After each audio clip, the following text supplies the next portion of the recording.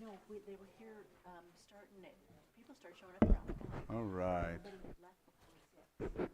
So, She had, when I left at 6, she still had to wait just because she. good morning, everyone. We're going to go ahead and start our regular meeting here for the County Board of Supervisors, November 18th. As customary, we'll start off with the moment of silence, and Brad, or Vice Chair Rasmussen. Thank you, Mr. Chair. This morning I wanted to offer a moment of silence for Jed Steele, who was an integral part of Lake County's past, present, and future. Jed's pioneering roots in Lake County winemaking sprawl across the North Coast wine region and span 5 decades. Jed began his winemaking career working in the cellar at Stony Hill Winery in Napa Valley before obtaining his master's degree in enology from UC Davis in 1974. He spent the next 8 years as a winemaker and vineyard manager at Ed Mead's Winery in Mendocino County's Anderson Valley before a phone call altered the course of his life and career, leading him to Lake County. Soon, Jed set off an adventure that is still unfolding. He was heavily involved as Kendall Jackson bloomed over the first 9 years of its existence. Kendall Jackson's Chardonnay became a favorite of then First Lady Nancy Reagan, who insisted on it being served at the White House. Word of her preference for the Kendall Jackson Chardonnay got around when Pulitzer Prize-winning San Francisco Chronicle columnist Herb Cahen wrote a piece in which he referred to the Chardonnay as Nancy's wine. But as Kendall Jackson's size grew in proportion to its fortunes, Jed shaft at the shift towards a more corporate environment. Going to board meetings and having to wear a tie all the time didn't sit comfortably with him. After 9 years with Kendall Jackson, Jed decided to strike out on his own. He considered Napa, Sonoma, and Mendocino, but realized he was already where he wanted to be here in Lake County. He leased the Lower Lake Winery, and Steele Wines was launched in 1991. 5 years later, he purchased the former Canocti Winery facility and moved production to Kelseyville. Over the years, he has been an integral player in the region's winemaking. When Jed began planting for his own winery, Bordeaux and Rhone varieties were instant winners, and they continue to be successful. 70% of the grapes his winery used were harvested in Lake County. Jed said it was a really good place to grow grapes. The soils were great. The land is still, compared to other counties, relatively inexpensive. So it's a great investment for a lot of wineries who tapped out in Napa and Sonoma County. Lake County still remains a location where people can grow good quality grapes very economically. In addition to inspiring Lake County grape growers, Jed has also influenced and mentored several winemakers in the region. He continues to receive accolades and provides a benchmark for the ever-increasing quality of Lake County wines. In these and many other ways, Jed embodies the past, present, and future of Lake County winemaking, and that information I wanted to mention was written up by the Lake County Wine Grape Commission. Thank you. And I have one as well. I have one for Angela Aline Ramos of Nice. Angela passed away November 8th, 2025, with her beloved husband and family by her side. Angela was born May 12, 1954 in Wairika, California, to Lester Lee Alford Sr.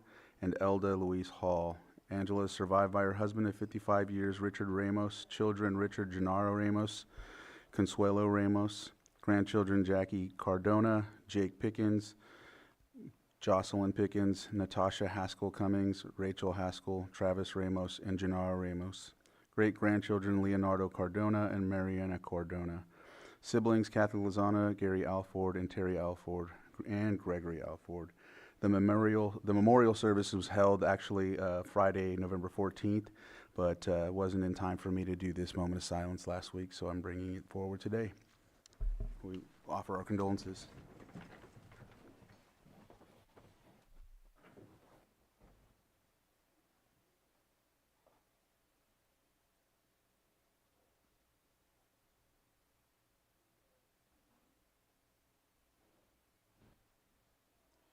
Supervisor Pyska, could you lead us in the pledge?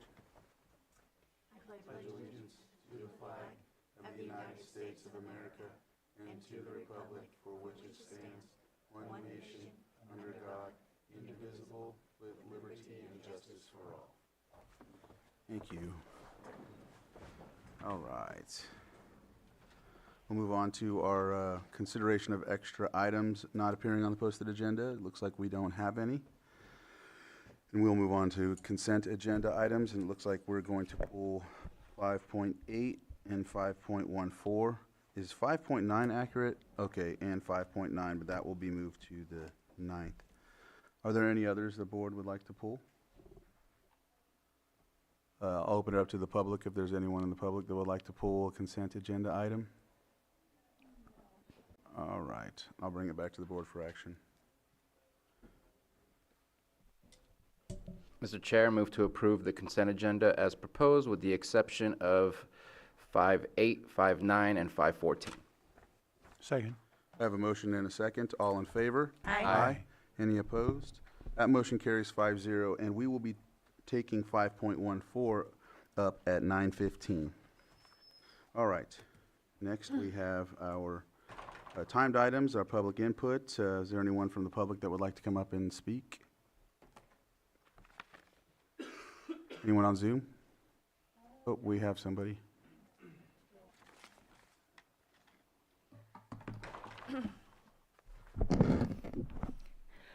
Good morning, Chair Crandall, Vice Chair Rasmussen, and Supervisors. Margot Kambara. Not all national news is bad news. On Sunday, NPR, National Public Radio, aired a positive message about and from Lake County. Refreshingly, the story didn't focus on disaster, loss, or victims. The NPR story spoke of Lake County's lessons learned from its wildfire experience, proactive measures to reduce wildfire risk, and addressing the homeowner insurance crisis. The story highlighted the strategy of community-wide wildfire risk reduction. The NPR reporter included Supervisor Pyska's comments on the actions taken by the county. The insurance industry has yet to recognize efforts of communities to reduce high-hazard risk, such as wildfire. While the insurance crisis hasn't been resolved, it's encouraging for the county to receive national attention for its proactive measures to reduce wildfire risk on a community-wide scale.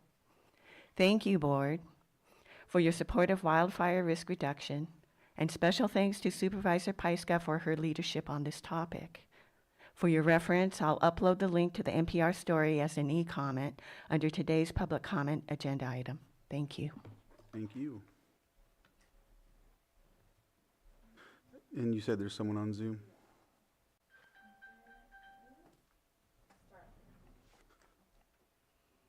All right, if you can unmute. All right, good morning. Can you guys hear me? Yes. Okay. My name is Sterling Wellman. I'm here today because Spring Valley has a serious safety problem and the county needs to take action. We have over 1,000 residents in Spring Valley, and we all depend on one single road to get in and out, New Long Valley Road. Everyone in this room knows this is not safe for a high wildfire risk community. I want to make something crystal clear. We do not need to prove that a bridge ever existed on Old Long Valley Road. Safety law does not depend on old maps, old paperwork, or guessing what used to be there.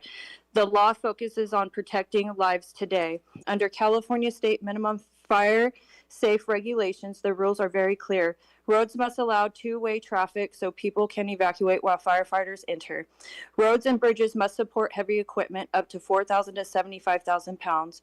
Large communities are not allowed to rely on long dead-end roads with no second exit. Communities must have more than one way out during an emergency. California Fire Code reinforces this, and it states that in high-risk areas, fire authorities can require two separate and approved access roads for the safety of the residents. Right now, Spring Valley is one blocked road away from a major tragedy, a crash, a fallen tree, flooding, a medical emergency blocking the road. Any of these can trap the entire community.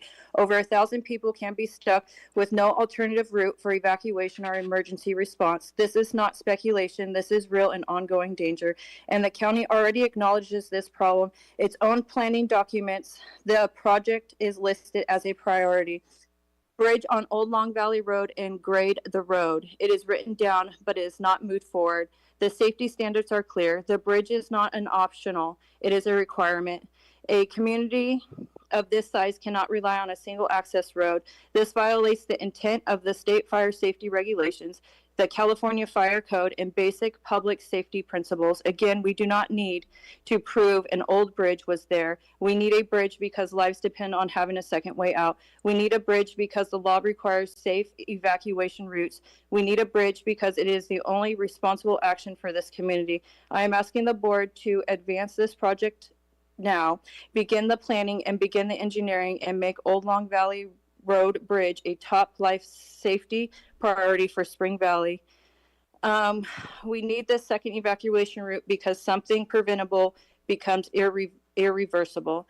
And I just want to bring up the fact that we've already had, I think in 17, the New Long Valley blew out. We had 3 days of being stuck in or leave before they could put the Bailey Bridge in. We've had a car accident where it blocked the road, and luckily that the car's fuel that was leaking didn't catch fire. And we also had a big rig fuel tank blow up on the road and block the road. And thank God it was November and it just. Okay, thank you. Thank you. iPhone 14, if you can unmute.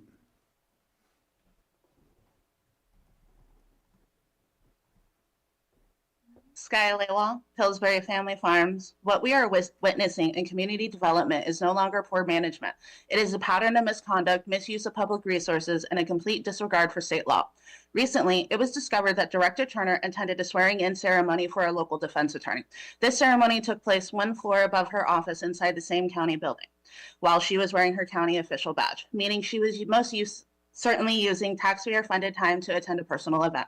Under Government Code 8314, using public resources, include paid working hours for personal purposes, is unlawful. Under Penal Code 424, a public officer who uses public money, time, resources for any purpose that is not authorized by this board or law can be guilty of misappropriation of public funds and punishable by fines and imprisonment and disqualification from public office. This is serious. For 3.5 years, Director Turner poured enormous time and energy into going after the smallest cannabis farm in Lake County, while failing to complete the ordinances the state of California has asked this county to finish. She has misused task force meetings, and she has issued unreasonable and inconsistent demands.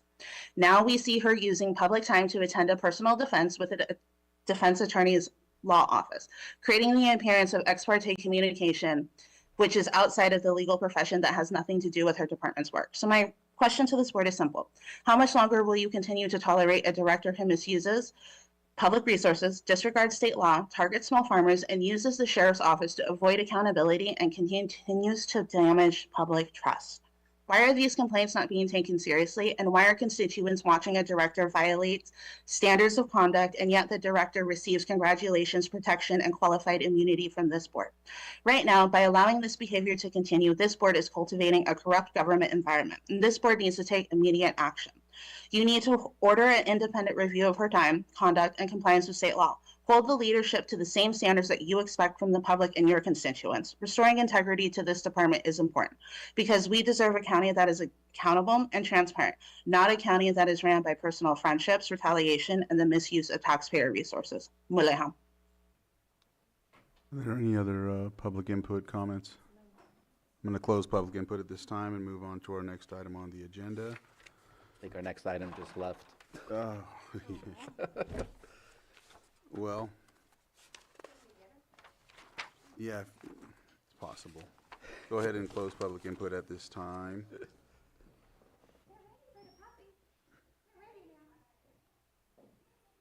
And 6.2, our pet of the week. All right. Hi, I'm Officer Rio with Lake County Animal Care and Control, and this is Amore. She is a 1-year-old husky mix, found obviously here in the county. She's low to high energy, as you can see. She has patience to a point.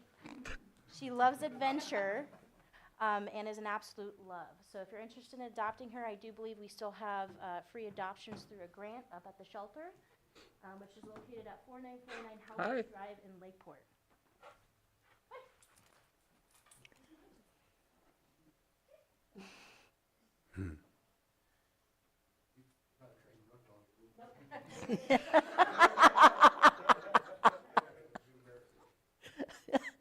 All right.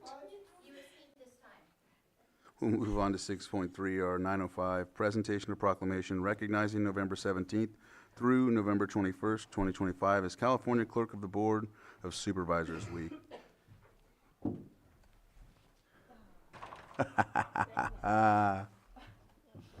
It's all about you. I know. We did it. Board of Supervisors, County of Lake, State of California proclamation recognizing November 17th through 21st as 2025 as California Clerk of the Board of Supervisors Week. Whereas California counties provide many services that are essential to the lives of Californians. And whereas the position of the Clerk of the Board of Supervisors Board plays an integral role in the function of California county government. And whereas the Clerk of the Board performs many legal mandated functions that protect and preserve the rights of the citizens to an open and accessible government. And whereas the work performed by the Clerk of the Board is a time-honored and vital part of local government. And whereas the clerk's duties of record keeping is revered, their work among the earliest recorded on behalf of the public, and clerks have long pledged to maintain their neutrality and impartiality of the proceedings of government.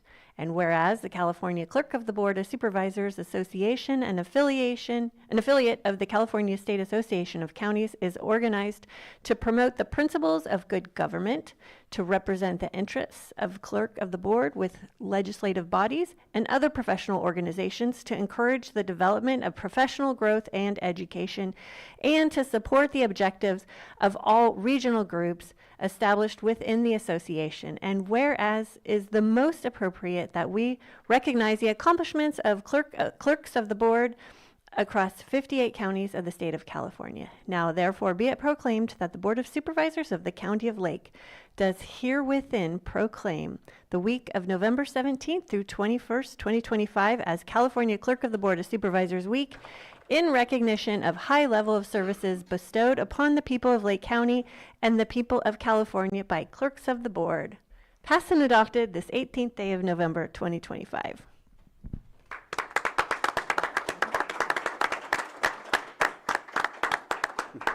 Johanna, you do your work with such a high degree of transparency, which is what we all really appreciate. It's the law, but it builds trust in our community with our constituents and our board. So thank you for everything that you do.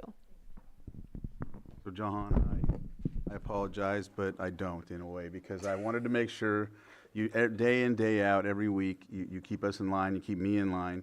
You help me with specific situations when it comes to my town halls and whatnot. And so I just wanted to, I wanted to see us honor you. I know you wouldn't put something like this on for yourself, so, yeah. I'd like to thank EJ for putting it on. Yeah, it's well deserved. You are appreciated. Thank you for your work.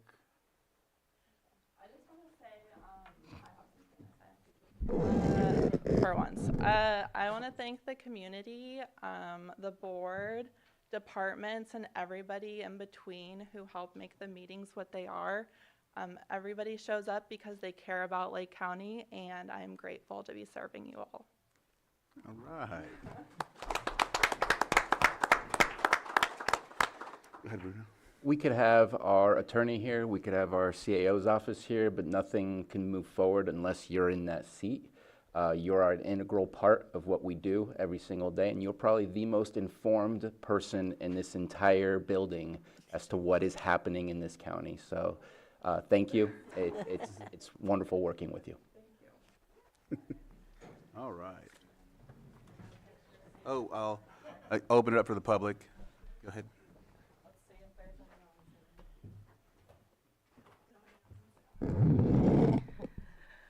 Good morning, Board. Ms. DeLong, I offer congratulations and thanks on behalf of being a member of the public. I truly appreciate your service, your professionalism, your promptness, and you're so helpful. Thank you so much.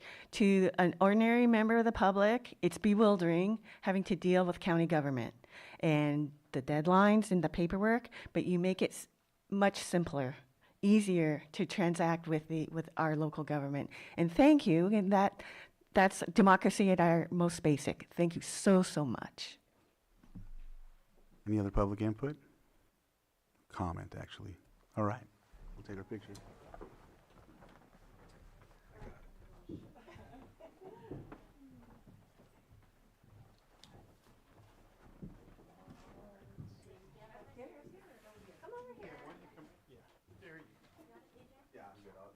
Yeah, okay. All right, we're ready? Okay, I already did it. Okay, and one more. Thank you. Wait, sorry. This one's for the wall. Perfect. All right. All right. So we're going to take on our 5.14 now. Sitting as the Lake County Sanitation District Board of Directors, approve amendment number 4 to the Joint Operating Agreement Southeast Geysers Affluent Pipeline Project and the Clear Lake Water Supply Agreement, and authorize the chair to sign. And we have Special Districts Administrator Robin Boré. Is it okay if the Yes. partners come up Yes, here please so come they up. can weigh in if there's questions? Thank you for that. Please come on up. There's another chair on that side over there.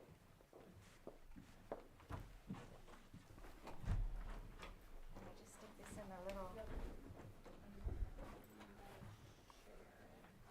Yeah, we want to share it, right? Yep.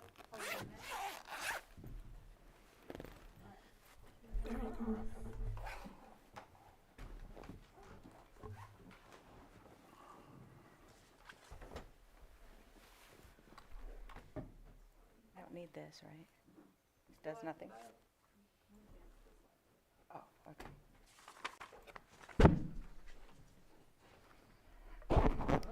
Good morning, board, community, and staff of Lake County. This is our report about the extension of the geyser agreement known as the SEGAP agreement. I am Robin Boré, your special district director, and I have Jesse here, who is our finance deputy director, and then we have Danielle, Joe, and Jim from our STEAM partners. On Zoom, there are several other participants in case we need to call on them. So I'd like to start this off with a brief PowerPoint of how we got here, what this project was about, and then maybe we can do public comment before we go into the board. So the background of this project is this has been going on since actually distribution of water since 1997. In the 1980s, years and years ago, our county was growing and we were having trouble sustaining our public infrastructure, particularly related to wastewater.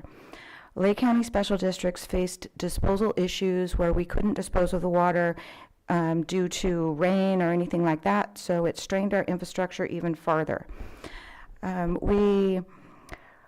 At the same time, the geysers started experiencing a decrease in the steam that was provided from the geysers itself, and eventually they were considered as an option for our wastewater disposal. A series of technical studies, engineering studies, the environmental and legal reviews followed alongside a much-needed funding stream to fund this one-of-a-kind, first-of-its-known type of project. The staff were able to include allies such as California Energy Commission and the State Department of Energy, as well as other state and federal partners to come up with the funding for the first phase of this project. The construction of the SEGAP, which starts at Southeast and goes up to the geysers, began in 1995, and the delivery of the recycled water actually commenced in 1997, which is quite a feat to complete such a project in 2 years. That part of the project originally had 29 miles of pipeline that went cross-country, in roads, and through people's properties. Now we have added a length of another 40 miles to include the additional nearby communities that delivered approximately 8 million gallons of water per day to the geysers. The pipeline capacity makeup water from Clear Lake is used to maximize the injection flow or to make up water when we don't have flows to substantiate that amount of water. All the local communities grow over time, and we expect that our recycled water will increase. However, that could or could not replace the makeup water depending on future policy decisions. The geothermal injection system provides long-range capacity for local growth and economic development without the necessity of periodic disposable facility expansions and their environmental disturbances. This is truly a great partnership. We have great teamwork and collaboration. It's economically beneficial to the county.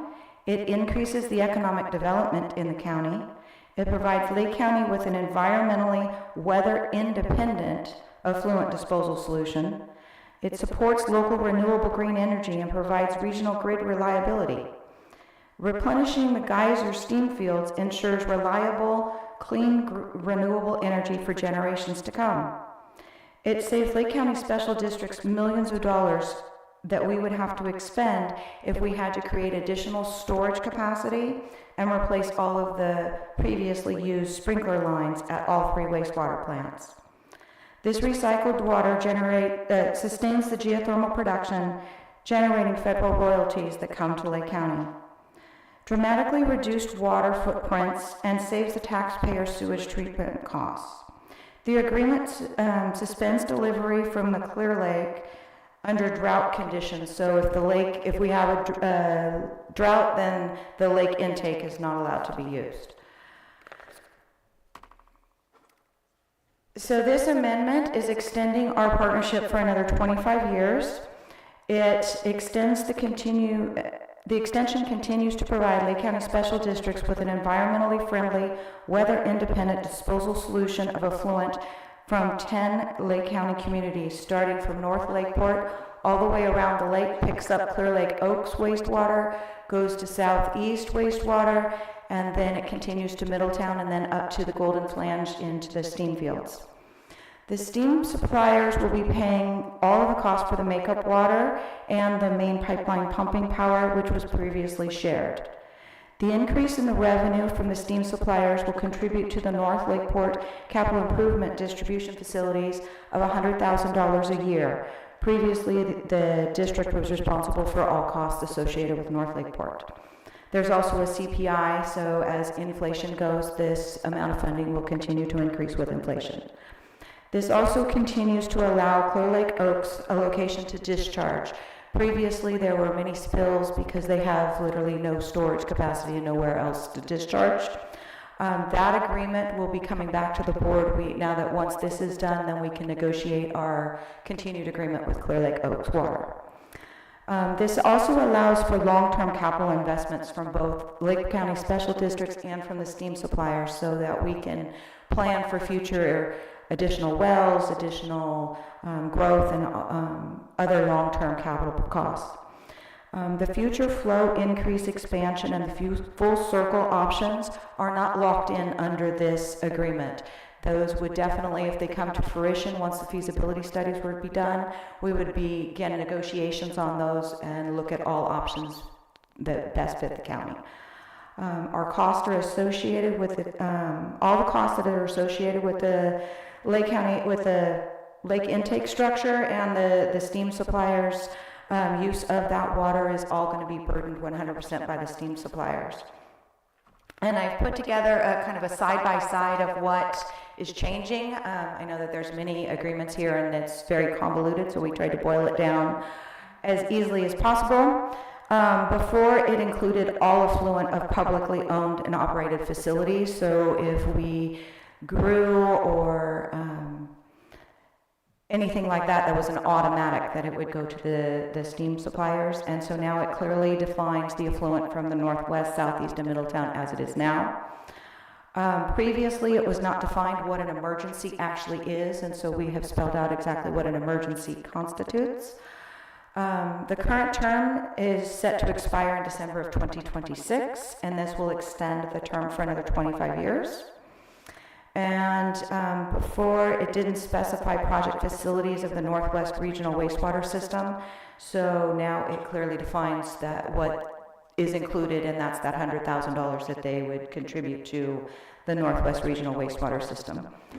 Emergency response procedures was listed before, and it did not reference the emergency response plans that we all have in place now, and so this just combines both the response procedures and the plans. And it referenced prior makeup agreement with Yolo County, and there is now to your board a new updated one, and it updates the reference to the new makeup water agreement with Yolo County. Before, it talked about any expense over $5,000 needed to go to the JOC, which is the Joint Operating Group, that then we would discuss and determine if that cost was relevant. We've updated that cost to $25,000 due to just the 25 years of inflation. The previously shared costs are now going to be burdened by the steam suppliers for the lake intake structure. And previously, we didn't have the $100,000 annually plus CPI improvement costs. And so that is my presentation. If you guys have anything you want to add before we open it to public comment. This is Joe Greco, Chair Crandall, Supervisors. Just want to say thank you to the Lake County team working with us to negotiate this agreement. It's been a great ride for the last 25 plus years. A great partnership. We continue to work together in the benefits that are provided to both the county ratepayers, as well as the benefits that the geysers and Calpine seek are quite beneficial, and so it is a win-win. Just want to say thank you to the lake over the years, and if there's any questions as the process continues, please just let me know. Jim, do you have anything to add? Yeah, this is Jim Beach, Geothermal Plant Manager for Northern California Power Agency. So again, thank you to the Chair and Supervisors for all the support, and to the LACO SAN team for all their support. And we definitely have to continue to push this forward and continue to pull that rope in the right direction so that we continue this partnership. Thank you.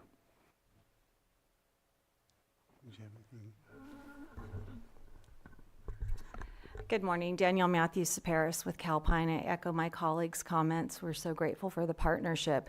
Robin alluded to the Joint Operators Committee, and I just want to add that we do meet religiously every quarter, and there's been some great strides in partnering up on smaller projects, and I know we're all committed to continuing to do that quarterly meeting, but it is very inspiring that that meeting still continues on a regular basis.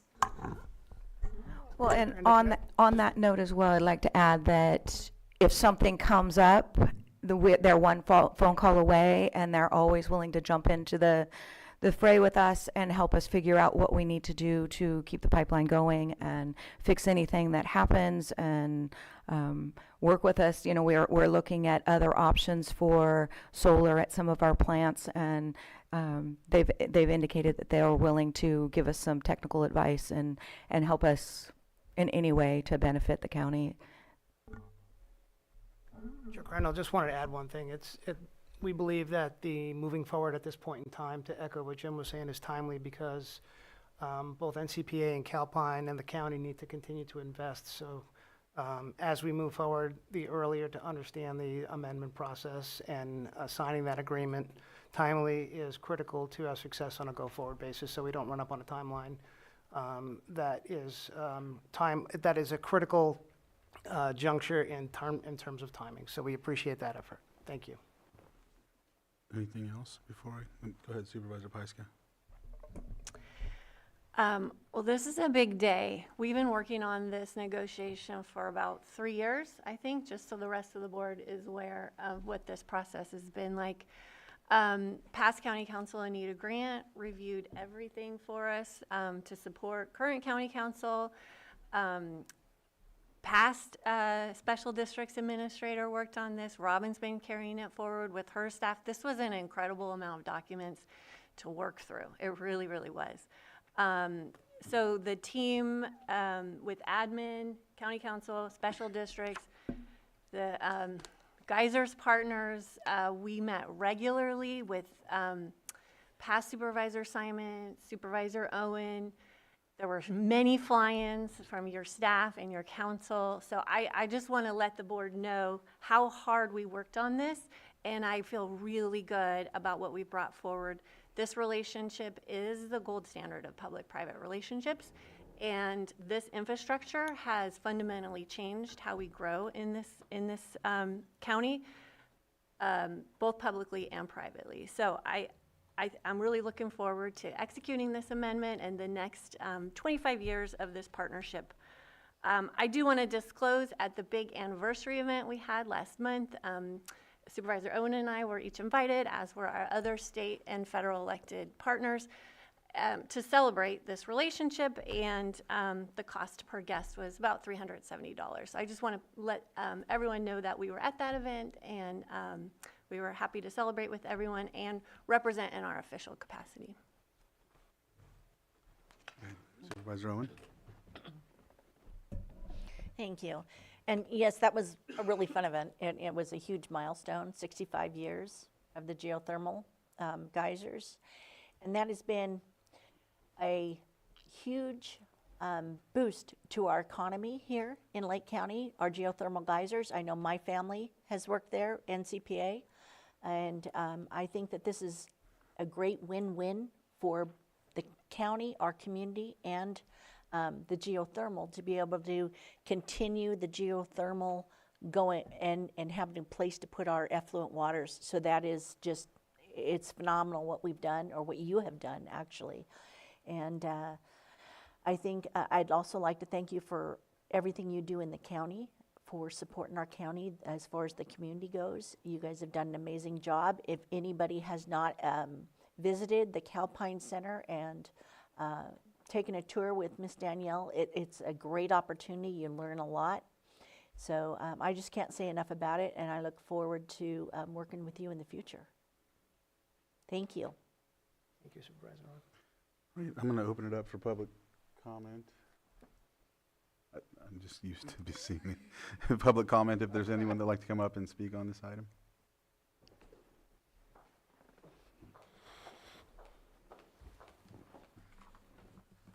Can you pass that? Good morning, Chair Crandall and the members of the board. My name is Nicole Flora. I'm the Executive Director of the Lake County Chamber of Commerce. Thank you for allowing me to speak today. And as you make your decision this morning, I urge you to keep in mind Calpine's significant economic and social contributions to Lake County. These benefits should be a key factor in your discussions and decision-making process, as mentioned prior to my comment. Calpine is the biggest taxpayer in Lake County. Calpine's taxes pay for our schools, public safety, and other important services that we all use. The geysers employ 300 full-time workers, and more than 70% of them live in Lake County. These are good jobs that help our neighbors, friends, and families support themselves and their families. Each year, Calpine pays $22 million in geothermal royalties. Over $12 million goes to private landowners, $5 million goes to the state of California, and $6 million goes back to the federal government. Of that federal money, a quarter comes back to Lake and Sonoma counties. This steady flow of money helps keep our local budget strong and supports things like our roads and infrastructure. Calpine also supports our community by sponsoring events, making donations, and volunteering. I think we've all been at public events where Danielle is willing to spend Calpine's money on our local youth and philanthropic causes. Looking ahead, Calpine is solidifying its long-term partnership with our community by committing to remain here for the next 25 years and through the proposed amendment pledging an additional $100,000 each year to Lake County. It's a substantial investment that goes beyond the goes beyond symbolism and promises direct benefits to our residents. This ongoing support not only reinforces Calpine's role in providing good jobs and strengthening our local budget, but also creates a meaningful opportunity for growth, ensuring the company remains part of our community and that this strong partnership continues to build a brighter and more prosperous future. Thank you.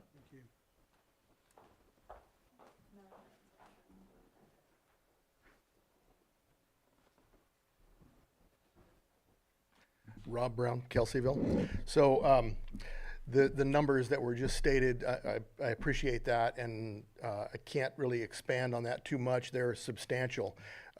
What I can tell you, and I'll probably run out of time, so you have to give me a little freedom here, but I'm going to travel back to the 1900s. You know, I was able to work up at the geysers back in 1980 originally, and that was the boom.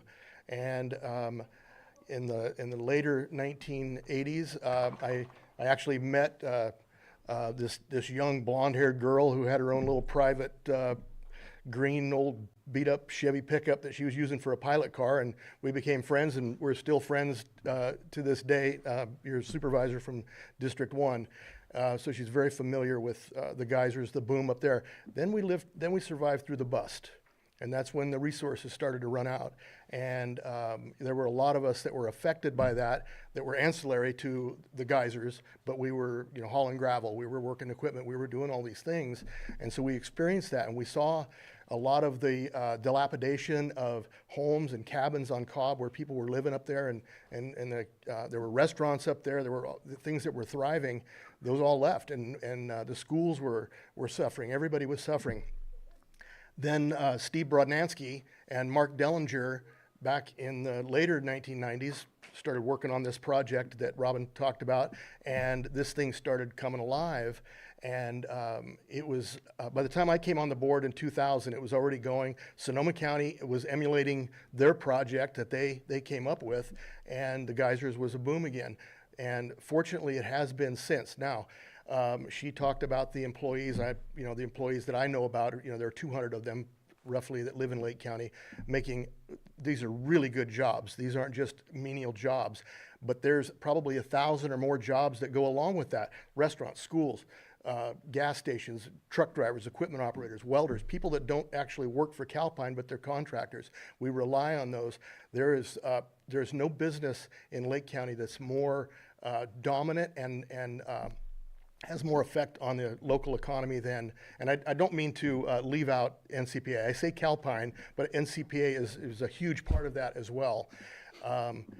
The $6 million a year, this year, that they paid in property taxes, that was just secured property taxes, when 10 years ago, it was $4 million. So there's a 50% increase. If you kick that out 25 years, that's about $17 million in secured, that's just the property taxes. That doesn't include all the royalties that she talked about. It's a tremendous boon. 25 years is not that long, especially when you're 65 years old and you see how fast the last 25 went. And I apologize for that. I just have a couple more comments. There are people that are going to work for Calpine and NCPA this year that will be able to retire 25, 30 years from now. We need to make sure that they're around to be able to allow for that. These people are buying homes. They're making mortgages, 30-year mortgages. 25 years isn't a tremendous amount of time. I would give them more if you could, but I appreciate the project.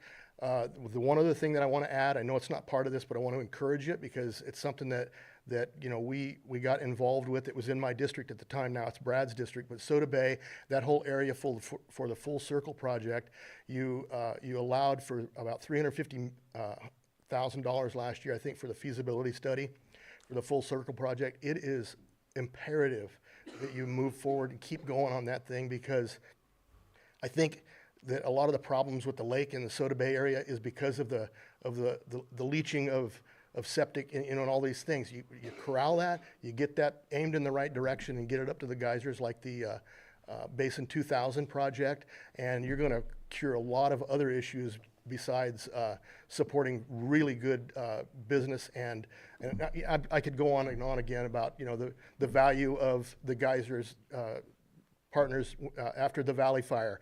And I honestly feel that most of Cobb and Anderson Springs would not have been rebuilt had it not been for this partnership. So there's a lot of time and thoughts that could go into this, but in case you're wondering what side of the fence I'm on, I think you should support this.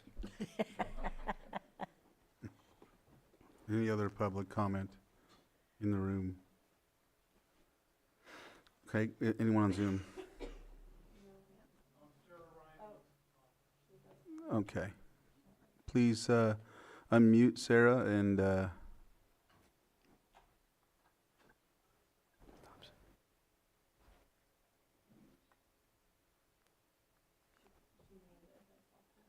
you have muted yourself, so if you can unmute.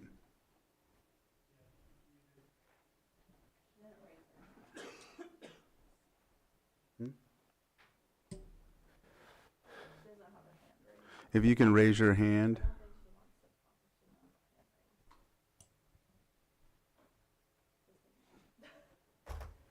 Did it raise? Okay. With that, I'll close public comment. Supervisor Sabatier. So I appreciate that we're here. I know there's been a long time in negotiations. Appreciate what Calpine and CPA, all of the above, has done and plans to continue. So, I mean, the answer already is going to be a yes. This is ridiculous to put a pause or a hiccup or even a barrier to continuing what you do. But I do have a problem with this process. This is a 25 years, and I have zero financials to let me know what is our financial liability with the changes that we're making to the amendments. I'm looking at the original 25-year agreement. It has all kinds of financials to let us understand what the cost will be, what the share of costs will be, because you just mentioned that there's been inflation over the last 25 years. I can't use those financials from 20, 30 years ago to anticipate what the cost will be today or with the changes that are being made in the amendments. And I think if we're going to sign a 25-year agreement for the next 25 years, we actually need to share what the financial liability will be to the county as well as to the steamers, I think is what you guys are, steam suppliers. I was going with the train, Thomas the Train. So to me, not having any financials in front of us as we approve a 25-year agreement, I would say, can we please postpone this 2 weeks and come back in December and really look at the numbers, because they're numbers. There's big numbers behind this. And I'd like to understand, we talk about protecting our ratepayers. Today we're ignoring our ratepayers and saying we're going to make a deal without knowing what the actual impact might be on the others who are utilizing the systems. And so the answer is yes, I want to get there, but I don't have the information to say yes today other than it feels good. I know it's good, but I can't look and say the data shows me that it's good. Maybe those numbers were provided inside the negotiations, but they're not in front of me. There's only the Fourth Amendment. There's not the original agreement, the Amendment 1, 2, 3. I had to ask for those. I just think it's a very segmented perspective of what we're getting today to get to a yes. We need to get to a yes, but there's missing information to really be able to say for 25 years, this feels good, this feels safe, let's move on, rather than, oops, maybe some of the amendments or things that we did is not actually beneficial to the agency versus towards the steam folks, Calpine. I'll just stick with Calpine, sorry, NCPA. And so again, my answer is I want to get to a yes. There's no other way to do this, but what's in front of us is lacking a lot of information to get to that today. So I'd like to respond to that. I have Jesse here. We have pulled the financials. We did review them in the negotiations as well. So I will let him chime in on the cost sharing agreement and how much we've been paying over the past years. We would assume it to continue on at the same rate. And then he also has the lake intake numbers. So I have the financials here for the last, can you hear me? Yes. So I have the financials here for the last 5 years. So just to go over them quickly, last year in fiscal year 24-25, the cost associated with the geysers was $785,000. Of that, the LIPS PG&E meter was $296,000. As mentioned in the amendment, that entirety will be covered by Calpine. And then the rest will be that percentage that's built into the contract. The year before that, fiscal year 23-24, the total was $966,000, with the LIPS meter being $158,000 and $211,000 in LIPS and SEPS repairs. A year before that, LIPS was not running quite as much, so total cost was $374,000, with the LIPS meter only being $9,000. We see fluctuations a year before that, $281,000, with the LIPS meter being $33,000. So that was another year with the where we weren't drawing from the lake quite as much. That's why you see the reduced cost for the PG&E meter. And fiscal year 2021, total cost $545,000, with the LIPS meter being $229,000. And and I appreciate that. Do we have a, because in the original agreement, they talked about the avoided costs for the fact that we don't have to figure out where to go with the 2 billion gallons worth of effluent rather than where it's going currently, in order to figure out what are we avoiding versus what is the cost that we are currently sharing. So if we didn't send the effluent through the pipeline up to the steam suppliers, all of 3 of the different wastewater facilities would need extensive expansion to the storage, as we aren't able to really sprinkle the effluent in the winter months because our permit only allows us to sprinkle 5 days after a rain. And so during the winter time, that pretty much killed our ability to dispose of any water. So building additional storage, the environmental of that will take years, and then it would be millions of dollars to build additional reservoirs. It'd be probably close to $1 million to install all the pumps necessary and new sprinkler systems throughout all 3 plants.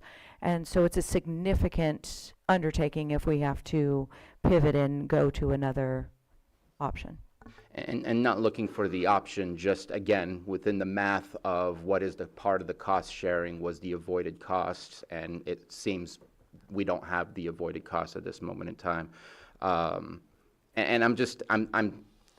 I appreciate the fact that Calpine is offering to provide $100,000. I'm just gonna be blunt, and that's a drop in the bucket into a big giant funding that Calpine has. And I'm trying to figure out where are we where we started, and is $100,000 really not helpful for us? Should we be pushing for more? I don't know, because I don't have the numbers. So Again, the answer is to get to a yes, but I'm also trying to, in a public forum, trying to get information that I don't have access to. Yeah, so I'd like to reiterate the when Jesse was talking about the LIPS projects, that's the intake structures, and so the significant cost of that from the previous years is now going to be 100% burdened by the suppliers. We will no longer be sharing in that. So that's hundreds of thousands of dollars a year that the county will be saving. Sir, you had your hand up. I just wanted to reiterate that there's a commitment to continue to do the cost share, as the cost share has been occurring on an ongoing basis. So the only thing that the amendment does do is improve by the 100K, improved by the lake structure, intake, and energy.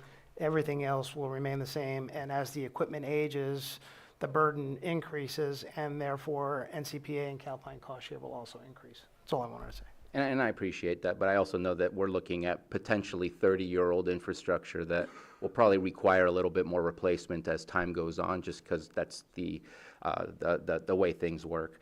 Just real quick about the lake intake, does special districts use any of that water at all, or is it solely for the steam field? It is 100% for the steam field. So just a random question, why not a because the agreement has our name on it, why not just an agreement between Yolo County and Calpine? Why are we involved if we're no longer dealing with the maintenance of it? We're no longer doing, we don't touch any of the water. I'm just wondering why we're in it.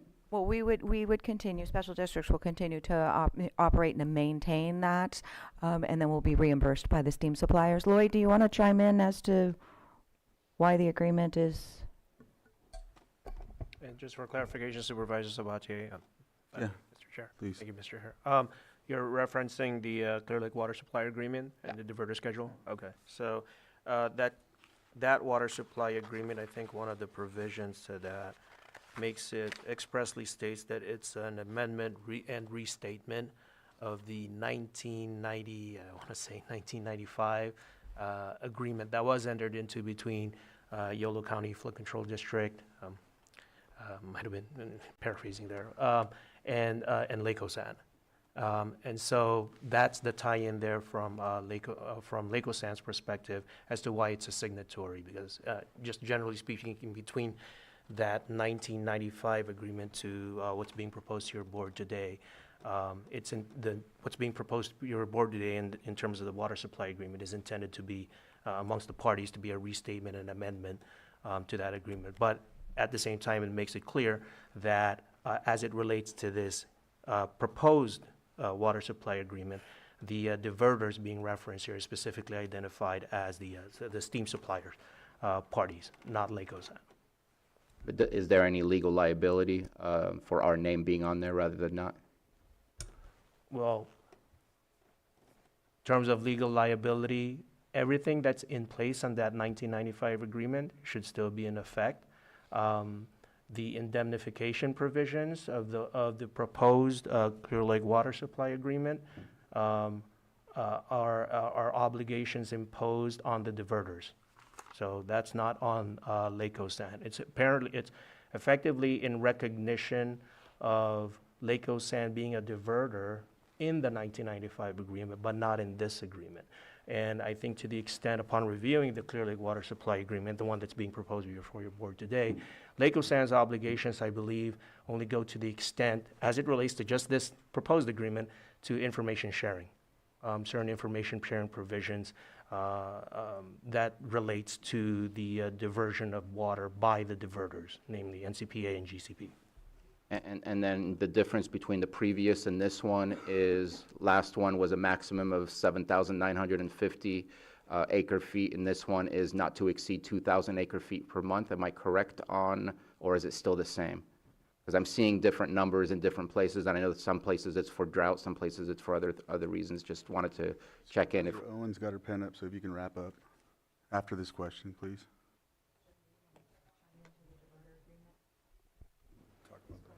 So the maximum is the same, 7950 Okay. annually. Okay. There is a limit on monthly to a degree, but there is no change.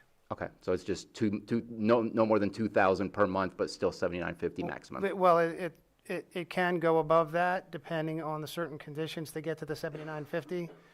Depending on, so for example, if there's a very, very wet month and we're limited on a month for that diversion, if we need to make up that much, we will, to get to the 7950 from the lake component. And Yolo's well aware of this.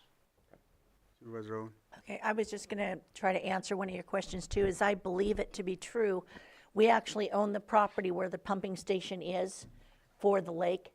So, and it's our maintenance. So that's, therefore, I believed we needed to be on the contract as well for the lake lake water coming out, because that's actually ours. Yeah, correct. We own, Lake County Sanitation District owns that. Yes. Just real quick, and I don't want to belabor this too long. I just wanted to highlight and maybe ask if there is, because of the loss of water, the drought, the loss of recharge water, and then also surface water due to cyanobacteria blooms, is there a plan in place? I know that might have been written up when you had I couldn't read or see it when you did that, so it's okay. I just wanted to ask that. It's not, it has not. What exactly, So what we're going to do about the drought, because of recent droughts and whatnot, and future potential droughts, loss of recharge water in surface water, because of cyanobacteria blooms, because when there's lack of recharge or water going into the stream from the streams, the cyanobacteria will sit and create more of an enhanced situation of that. So just a plan or just any type of analysis of that. Well, I know that there's no allowed diverted water out of the lake if there's a drought, so they won't be able to pull water out of the lake. But I mean, we would never be putting effluent back into our lake anyway. It violates a state agreement that we have that effluent cannot be discharged into our waterways that lead to the lake or into the lake. So I appreciate it. we wouldn't be impacting, what's going on in the lake anything further than, if it's a drought, then they're not pulling water out. Right, and I just wanted that said for the record, just to state it, so. Well, I think we're pretty much almost finished here, yeah. Well, I think the adoption decree also affects those decisions at the end of your year. Okay. Well, I just, thank you for that. And I don't really have anything to follow with it. I just wanted to have it stated for. Yeah, well, I think it's in May. They look at the Rumsey gauge. I think I thought and it was that's April, when, the end of April. End of April, beginning of May. and they look to see what the Rumsey gauge is, and that's when they make the call if diverters can divert water out of the lake or not. For the or if entire it's- year. Yeah, for the whole Just year. for the entire has to water be to year. a certain So it's height. May 1 to April 30. Thank you. Yeah. Thank you.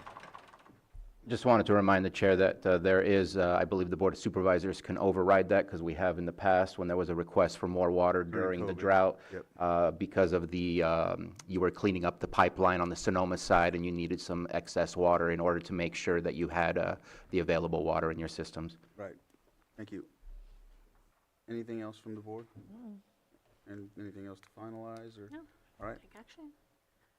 All right, sitting as the chair. Lloyd, Oh, sorry. And just only because it was framed in the recommended action language, since there are two separate agreements, the suggestion here would be to approve with authors and authorize the chair to sign each agreement in separate motions. And also, just for clarification, I mentioned the 1995 water supply agreement. It's actually 1994 water supply agreement, just for clarification on the record. Can you give the motion? Yes. So the first motion for your board's consideration would be a motion to approve Amendment number 4 to the Joint Operating Agreement Southeast Geysers Effluent Pipeline Project and authorize the chair to sign. And this is your board sitting in as Board of Directors of the Lake County Sanitation District Board. So moved. I'll second that. I have a motion and a second. All in favor? Aye. Aye. Any Aye. opposed? You were aye? Yeah. Okay. And then the second. 5-0. There you go. Thank you, Mr. Chair. And then the second motion would be to, again, sitting in as Lake County Sanitation District Board of Directors, motion to approve the Clear Lake Water Supply Agreement and authorize the board chair to sign. And just for clarification, for the public's own reference, the two agreements that's being referenced in the previous motion and also on this motion would be the agreements that were uploaded in Granicus and Legistar as and labeled addendum, both of those, because those are the finalized versions of the agreements. But that would be the motion. So moved. Second. I have a motion and a second. All in favor? Aye. Aye. Aye. Any opposed? That motion carries 5-0. Thank you for your support. Thank you Greatly so much. appreciated. Yep. So, Lloyd, next item, I know we have a 6.4, but also we have the hearings, assessment hearings. Which one is priority here when it comes to that?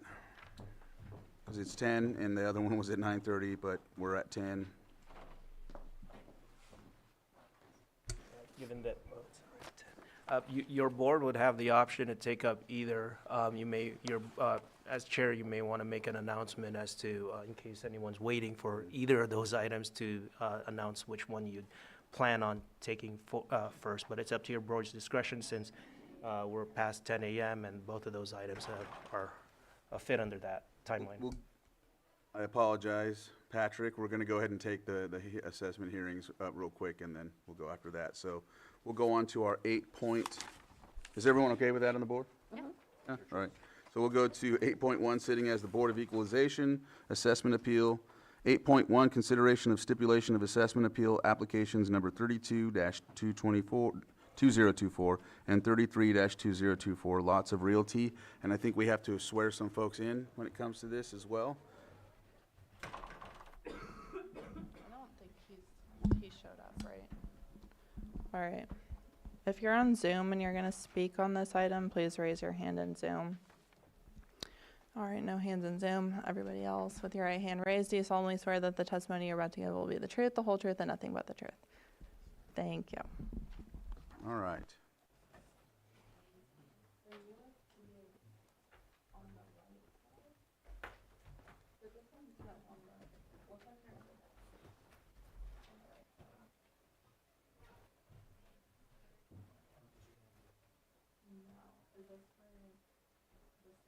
Oh my gosh, is that all for me or pass it down? Okay. Oh, I'm still thick. There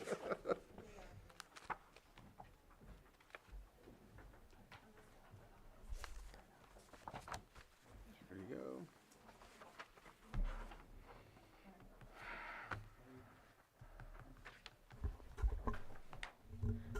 Go ahead.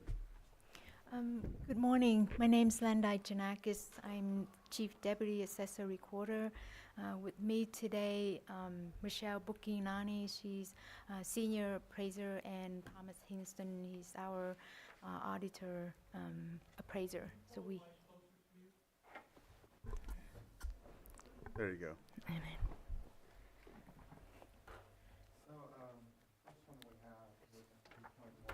You pull the mic closer. Not sure if is it turned on? There you go. There it goes. The first hearing is 8.1, and it is for Lots Realty. They have stipulated, they came to an agreement. We looked at the market. They have 2 homes, and they want to know if we could lower it to a Prop 8 temporary reduction, and we agreed. And they agreed with the values that we came up with. So we're asking for stipulation on that. All right. Any comments from the board? All right. I don't have to open for public input, do I, Lloyd, on this one? No. Every time I do, I don't. It tells me I do, and then, I think for these, I don't have to, yeah. Or we don't have to, sorry. It's at your board's, or board chair's discretion, depending on who may want to testify. I didn't see anyone else stand up to Or swear in, or anyone or in on Zoom, so. Yeah. All right, so with that, there's no motion, so. We'll approve, so go ahead, Lloyd.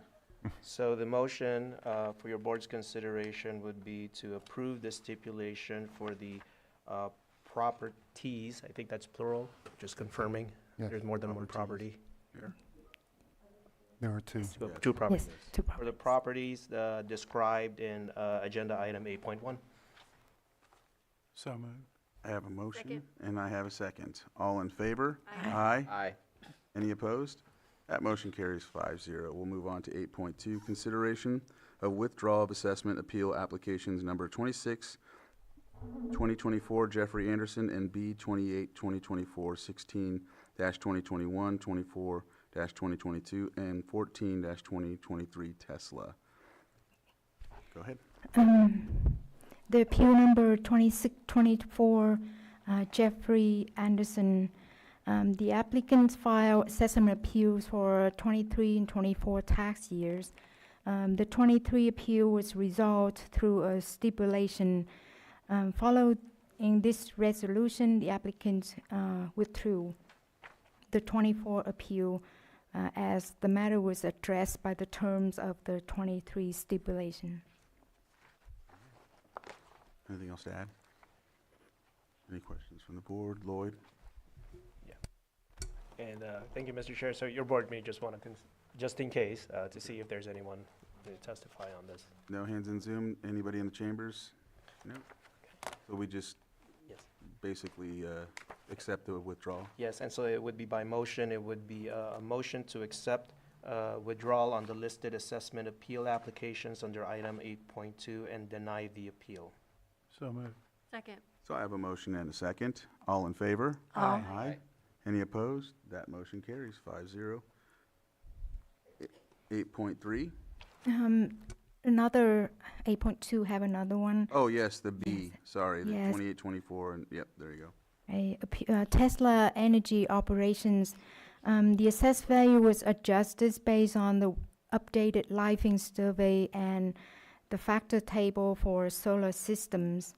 These updates were approved by the California Assessor Association, published in October 24, and apply retroactively to 2016. The applicant agreed with the assessor value and withdrew. All right, Okay. anything to add? No? All right, I don't see anybody in Zoom, would you say? No, anyone in the chambers? All right, Lloyd?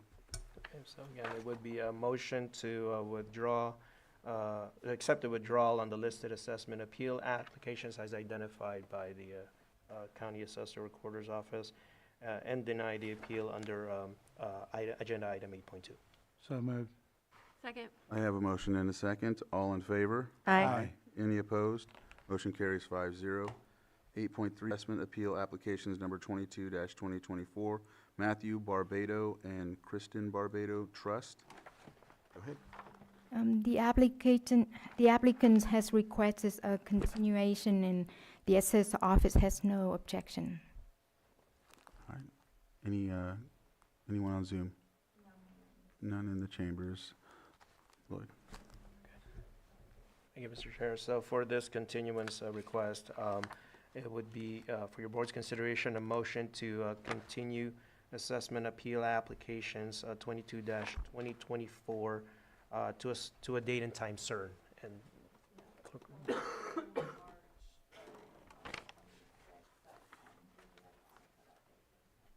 So moved. Second. I have a motion and a second. All in favor? Aye. Any opposed? That motion carries 5-0.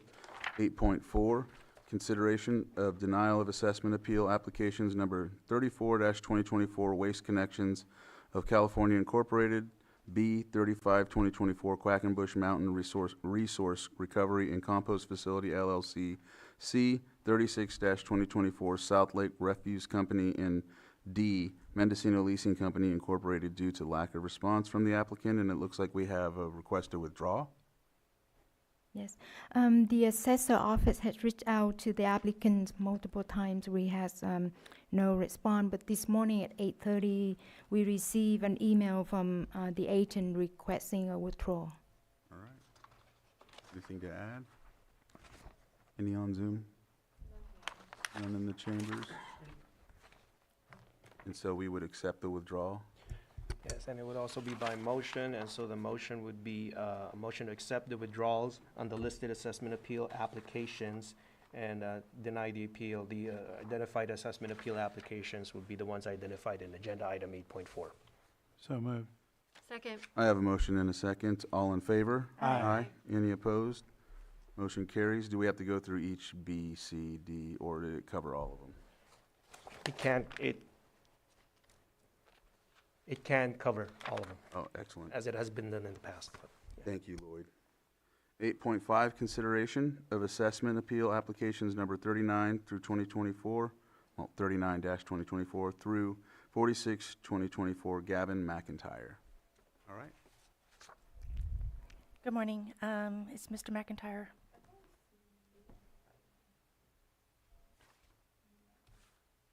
Do we proceed just regularly?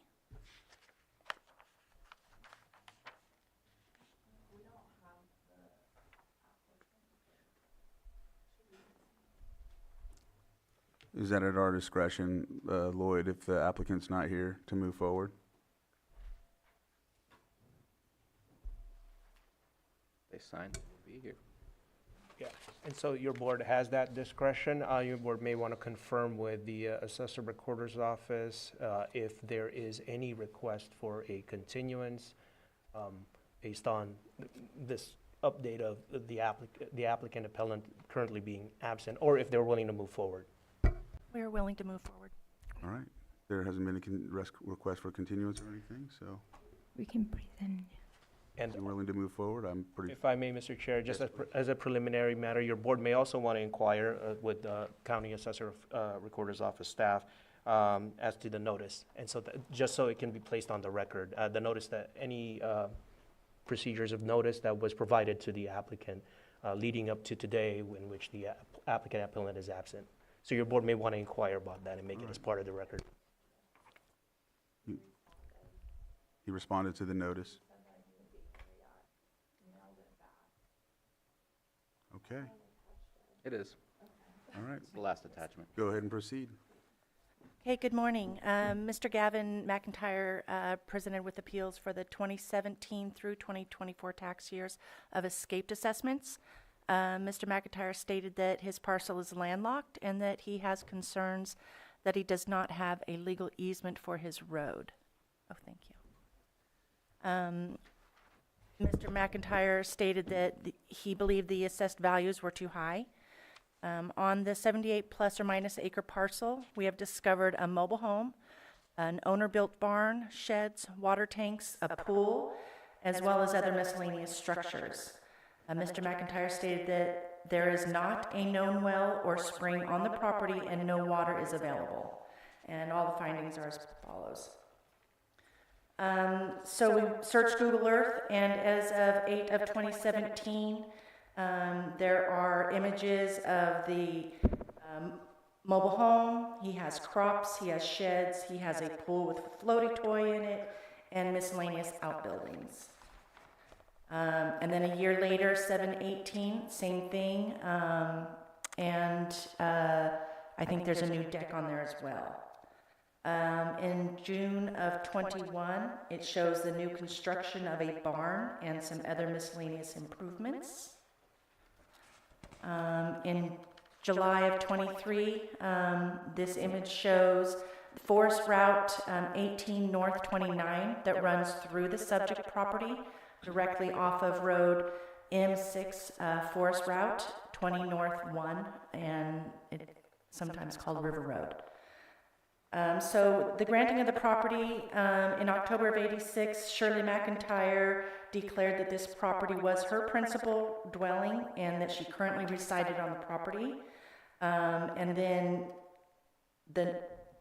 Shirley granted to her son, Mr. McIntyre, it was notarized and signed on June 2nd of 2015, but he did not record it until May 2nd of 2022. And this is where some of the issues, why we're here today, because he, so prior to 2022, the property was assessed under Prop 13 base year value to Reginald and Sherry Thibodeau. And then a grant deed recorded 5/2/22 transferred the property to Gavin McIntyre. Following this transfer, the assessor's office reassessed the property and enrolled market value due to a change in ownership. And then on or before November 12th of 24, Mr. McIntyre contacted the assessor's office regarding his notice of escaped assessments related to the transfer from his mother, Shirley, to himself, and he requested an informal review. During the review, the assessor's office discovered that the property had been transferred to Mr. McIntyre in 2015, but the change of ownership did not record until 22. As a result, the assessor's office reassessed the property using 2015 as the actual change in ownership date and enrolled 8 years of escaped assessments for tax years 2017 through 2024 as per the Revenue and Taxation Code Section 532-2.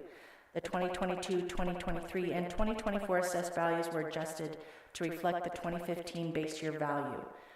In 2024, Mr. McIntyre filed a parent-to-child exclusion from reassessment, and after reviewing the submission, the assessor's office approved the Proposition 58 exclusion for 2024 and forward, and that is per RTC Section 63.1E2. And then we move on to, so we have the original assessment where the improvements were $250,000 and the land was $140,000. The next shows the escaped 8 years after the reassessment, forward from 2015. And then the next one is the Prop 58 valuation from 2015 forward with structures coming on in 2016. Prop 58, parent-to-child exclusion, California Revenue and Taxation Code Section 63.1E2, Any exclusion granted for a claim that is filed subsequent to the expiration of the filing period shall apply commencing with the lien date of the assessment year in which the claim is filed. And as you can see here, that was December 13th of 2024. He also filed a homeowner's exemption December 3rd of 2024, that this is his primary residence and where he resides.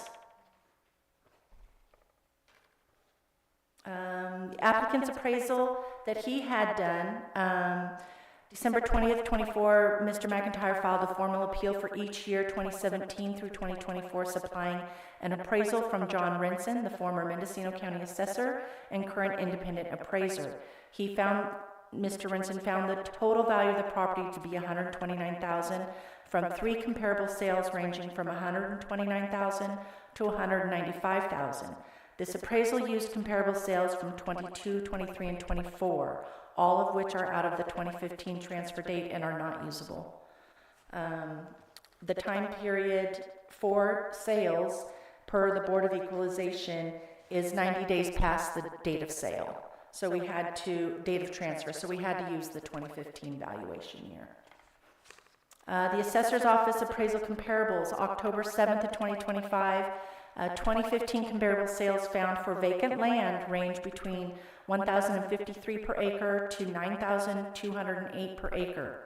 Mr. McIntyre was assessed at $1,917 per acre. His 2015 base year value was assessed at $170,000, allocated at $150,000 to land and $20,000 to improvements, and factored forward through 2024, at which time his parent-to-child exclusion took effect and his mother's base year value was restored for land and established for improvements. And the next slide, it shows the up close of the comparable sales that we used. And as you can see, the last one from 6/27/14, it was not listed. It was solid rock. There was no water, and there's no access and no utility. This is one of those way out in the middle of nowhere. There are no roads at all to it. And that one was at 1,053. The next best one would be, of course, the third one on 8/15/14. It was an accepted sale price, but it has a spring, and everything else is similar access to the subject. So that would be the next best at $2,677 per square foot, but it does have water, known water. And so as ours comes, our assessment came in between both of those. There are easement deeds. One of his arguments is that he does not have legal access to his property. So October 16th, we found 2 deeds. One from 1964, where the owner of his property at that time granted a road easement to the United States of America to build a road. And another from 2019, where PG&E grants reservation of rights and easements, whereas the subject parcel is described as having a permanent easement. And then I also included those book and page where you could find those recordings, and a highlighted where it calls out the easements for his property. And then next we have the section, township, and range map. So as you can see, the little red square up there, within that is his property. If you can see the yellow little road going through it, that is the road that the USA built. That is the road 18, I can't see it here, 18 North 29, and so that's, 18 North 29, that runs directly through his property. In the other images, you can see that there are roads. I give you some addendums. He has cleared the property. He has built the roads. And so, that's my conclusion. Let's see, October 16th, Mr. McIntyre came in for an in-person meeting to go over his assessment and other questions, and we were unable to come to any agreements. This property is Mr. McIntyre's primary residence. There is an easement document granting access for the road that runs through his property, In addition, PG&E has an easement document that provides road access as described in the referenced legal description. Comparable sales show values assessed were at the lower end of the market value, and the assessor's office respectfully requests the board determine their findings. Anything else to add? Anybody on Zoom? And none in the chambers? Anything from the board? I have a question. Go ahead. The PG&E easement, is that for the power going to that parcel? It is a road easement. Let me go back to. So he does have power out there, is what I'm asking. We don't know. Oh, We okay. don't know. I think he said he had a generator. I do believe he did say he had a generator. Okay. Where his water is coming from for his crops, his pool, his use, because Does he it is have his water primary tanks? Does it residence. look like He he does has have them? water tanks. Okay, so he might be hauling it. So somebody's hauling it in, but he says he doesn't have access. Now, the road, the PG&E road, does that give him access? It does. Okay. Yeah. So on a it states in there. on a PG&E easement, he's allowed to use a PG&E easement. The legal description is all that certain parcel of land situate in sections 26, 34, and 35, Township 18 North, Range 11, west of the Mount Diablo Base and Meridian, in the counties of Mendocino and Lake, State of California, being more particularly described as follows. So he is in section 35. Okay. That is where his property is. Sure. Thank you. Thank you. All right. I think that's all we have from questions, and we can take action. So your board, with the request from County Assessor Recorder staff, with the evidence that was submitted to your board for consideration, your board may consider a motion to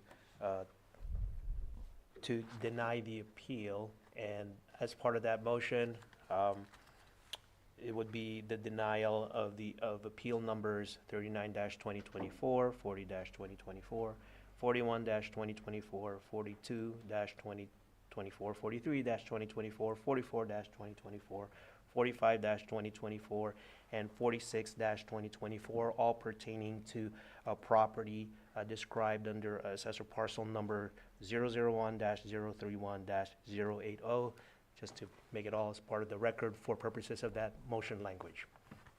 So moved. Second. So I have a motion and a second. All in favor? Aye. Aye. Any opposed? That motion carries. That covers this.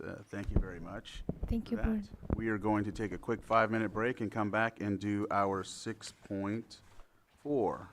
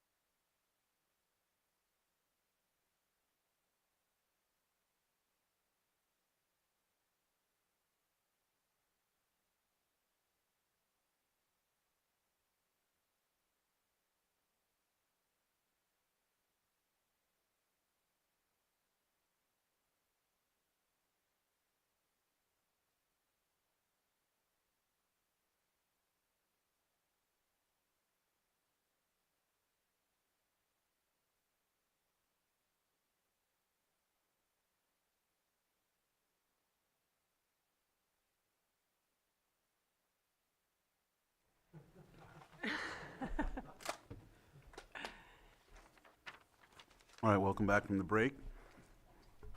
We'll go ahead and move on to our next item on the agenda.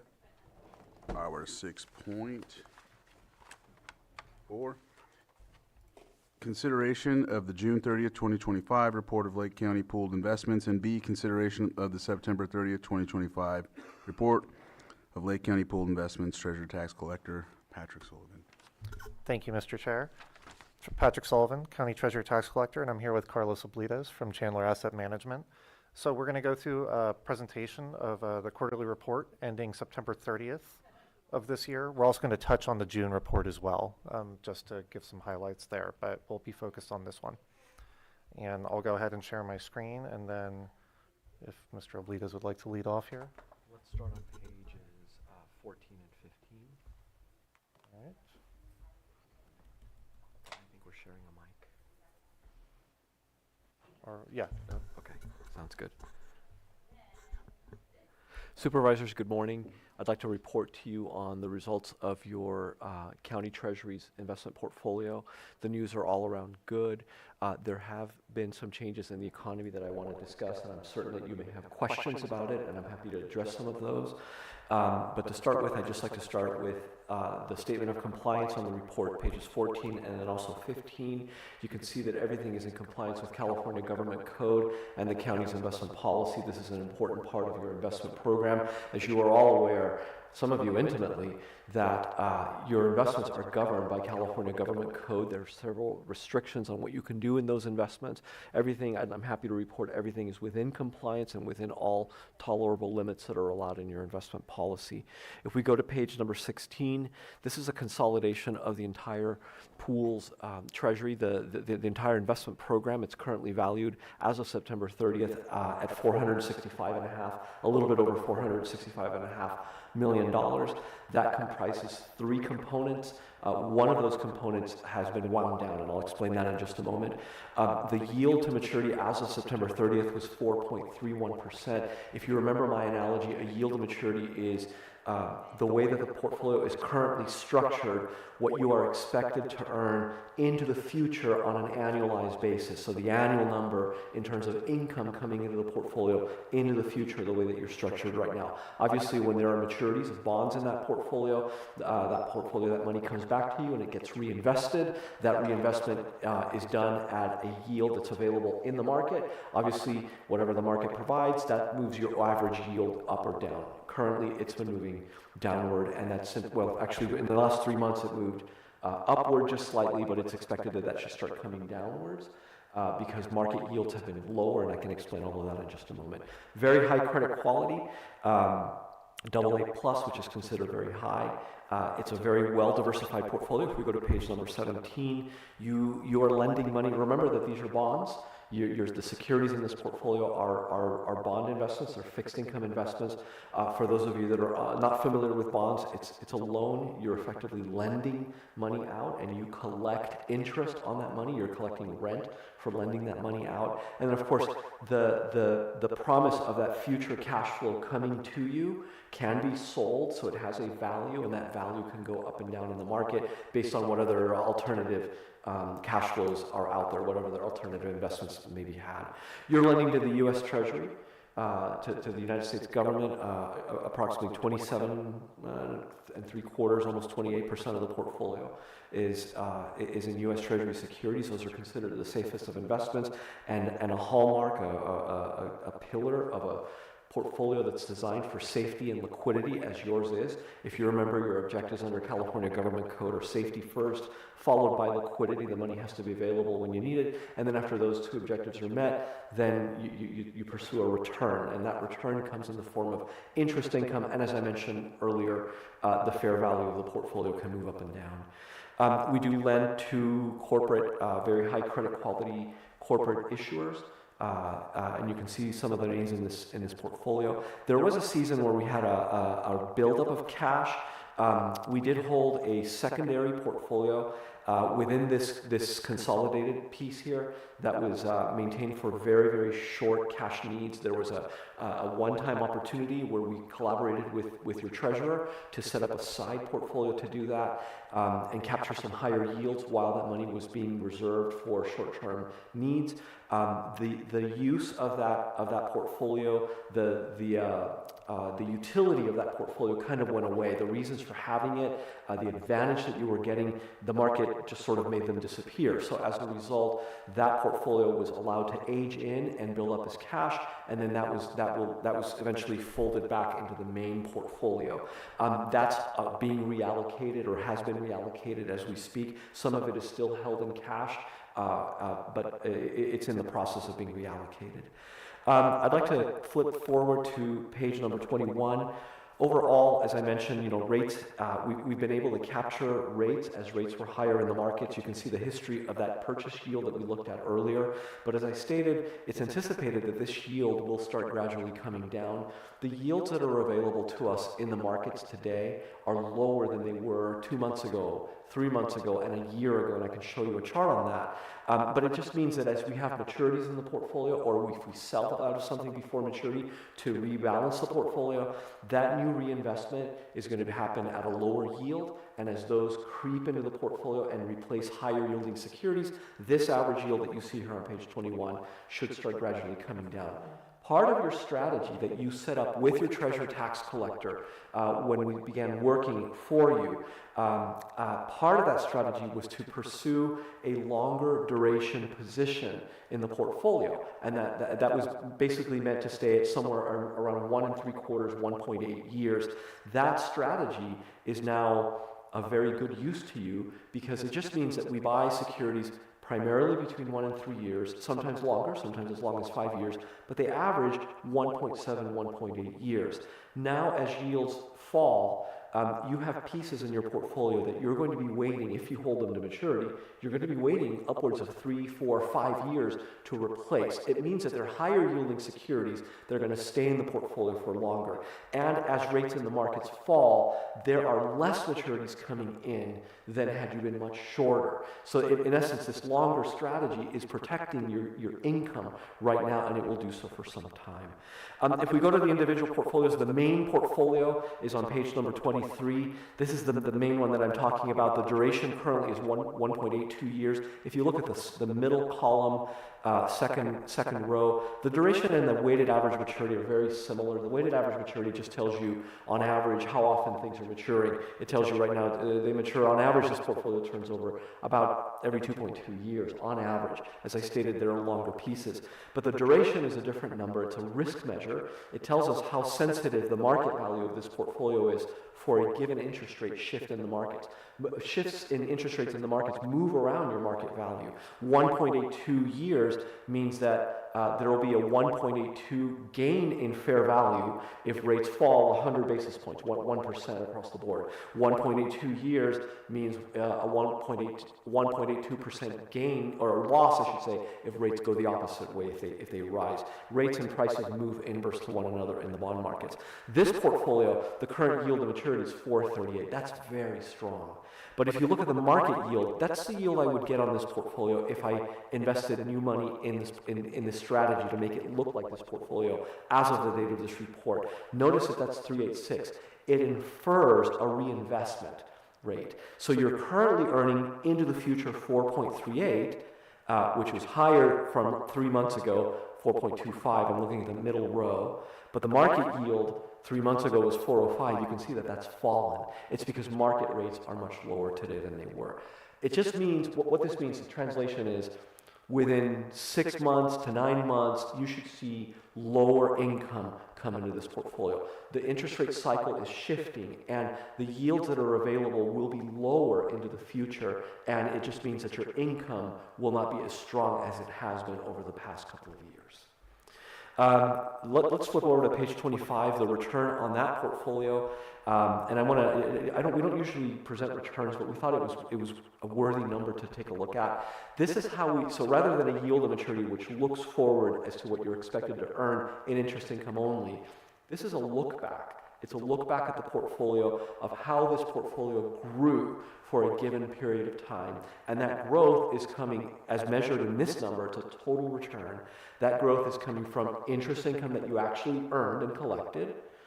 Also, if anything was sold before maturity, if there was a realized gain or a loss on that sale, that is also included in here. And we also include the change in value on paper for all the securities in the portfolio. So if the interest rate shifted and it caused the portfolio to go down in value or up in value, that number is captured here as well. So it's a very holistic view of how this portfolio grew. For the past 12 months, ended September 30th, the growth was 4.32%. You grew this portfolio at 4.32. And I would tell you that a lot of that, in fact, most of that came from interest income. About, well, call it 6/8, 7/8 of this portfolio came from interest income. We have a benchmark. It measures the amount of risk that we're taking on to try and achieve these returns. Well, the return for that benchmark was only 388 for the portfolio versus your 432. For the amount of risk that you're taking on, you've beaten your performance measuring benchmark. You've done well. Over the past 2 years, that number, that return number for the portfolio was 5.62. Which is very strong. I would say that about 2/3 of that came from interest income. Maybe 3/4 came from interest income. The rest came from fair value appreciation. And versus the benchmark of 529, again, you've done well. Since we've been working with you on this portfolio, which goes back to the weird dark days of the pandemic in 2021, 2021, we actually started investing in October of 2021. You've been averaging 2.7% per year versus the benchmark of 2.09. That encompasses a period of time when interest rates were below 1%. If you remember that, below 0.5% in part of that time period. So you've done okay. The next page, on page 26, this has the same returns, but as of your fiscal year end. We didn't get a chance to report from June in person as we normally do, but this gives you an idea of how you ended your fiscal year. Well, your fiscal year ended June 30th, so I'm just looking back at that 1-year return as of the prior June. Well, that return was 5.9. So very, very, very strong returns. I would tell you, I'm going to flip back over to, let's take a look at page number 9. What you're looking at on the right-hand side chart of page number 9 is the effective federal funds rate. If you remember, Fed funds is that overnight lending rate. It's the rate that banks charge one another for an overnight loan.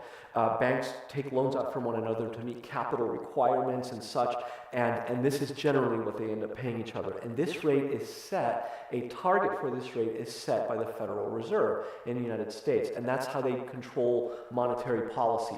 In essence, the Fed sets a target for this by saying we will raise that target if we think that inflation is very high, to basically make it more expensive for banks, and it gets passed out to the bond markets and to people and personal loans and such. It basically makes it more expensive for people to borrow, and what it does is it removes money out of people's hands. They have less money to go spend, because when they're spending money, they're competing for goods and services, and that competition can drive prices higher. That's called inflation, and too much inflation is a bad thing. So when the economy's heating up and there's money in people's pockets, they make it more expensive to borrow, cutting off access to credit by raising rates, by making it more expensive. If you think of buying a home, and you have a mortgage of 5%, or let's say 6%, and now all of a sudden mortgage rates go to 6.5%, it's too expensive to afford that house because you can't afford the payment. So you might wait until rates come down, and when rates come down, maybe you jump back in. While you wait, you're not spending that money and driving those prices higher. So in this instance, the Federal Reserve, the opposite is happening. What is happening is the economy is slowing down, and we're not generating as many jobs as we have in the past.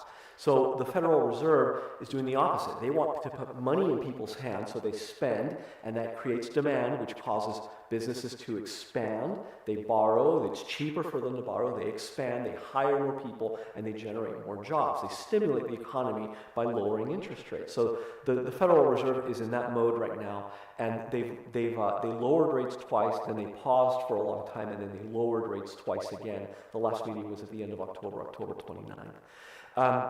It is generally expected, it was generally expected by most investors that the Federal Reserve would lower rates once more again between now and the end of the year. There is a meeting, they meet about every 8 weeks.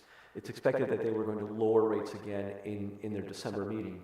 The odds of that before the last October meeting was like almost 100%. Because we can generate probabilities on this based on where investors buy futures contracts on these things. It's complicated, but basically the odds were close to 100%.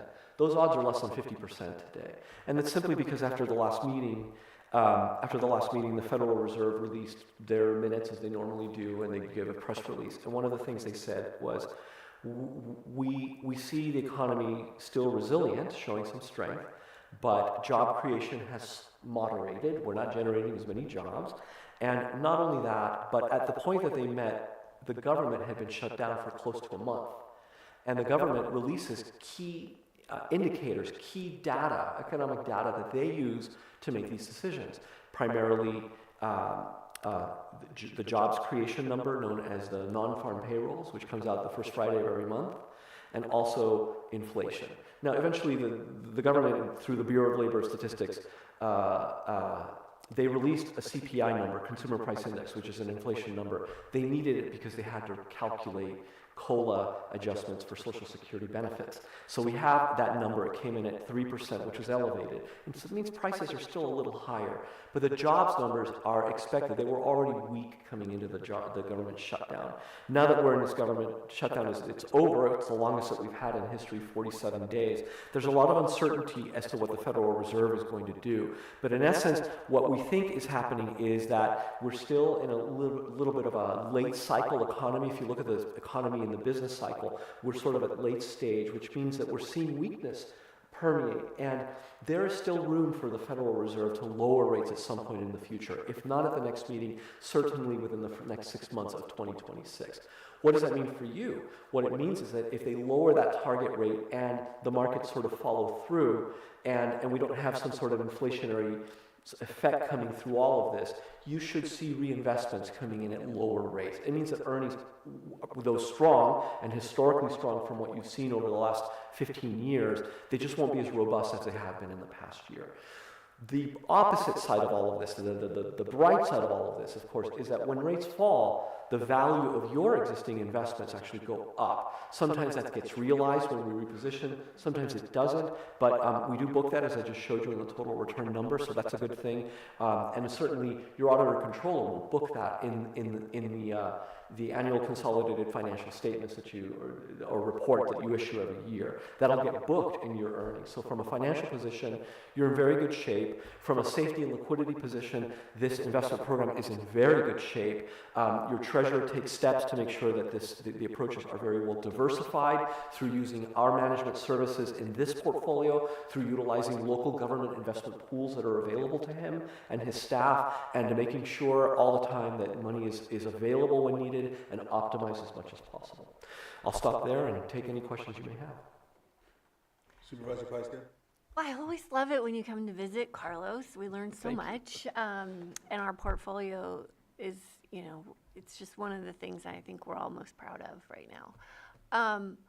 We knew it was going to peak out at some point, and I think we're right about in the time that we thought that was going to happen, and right about at the amount that we thought that it was going to happen.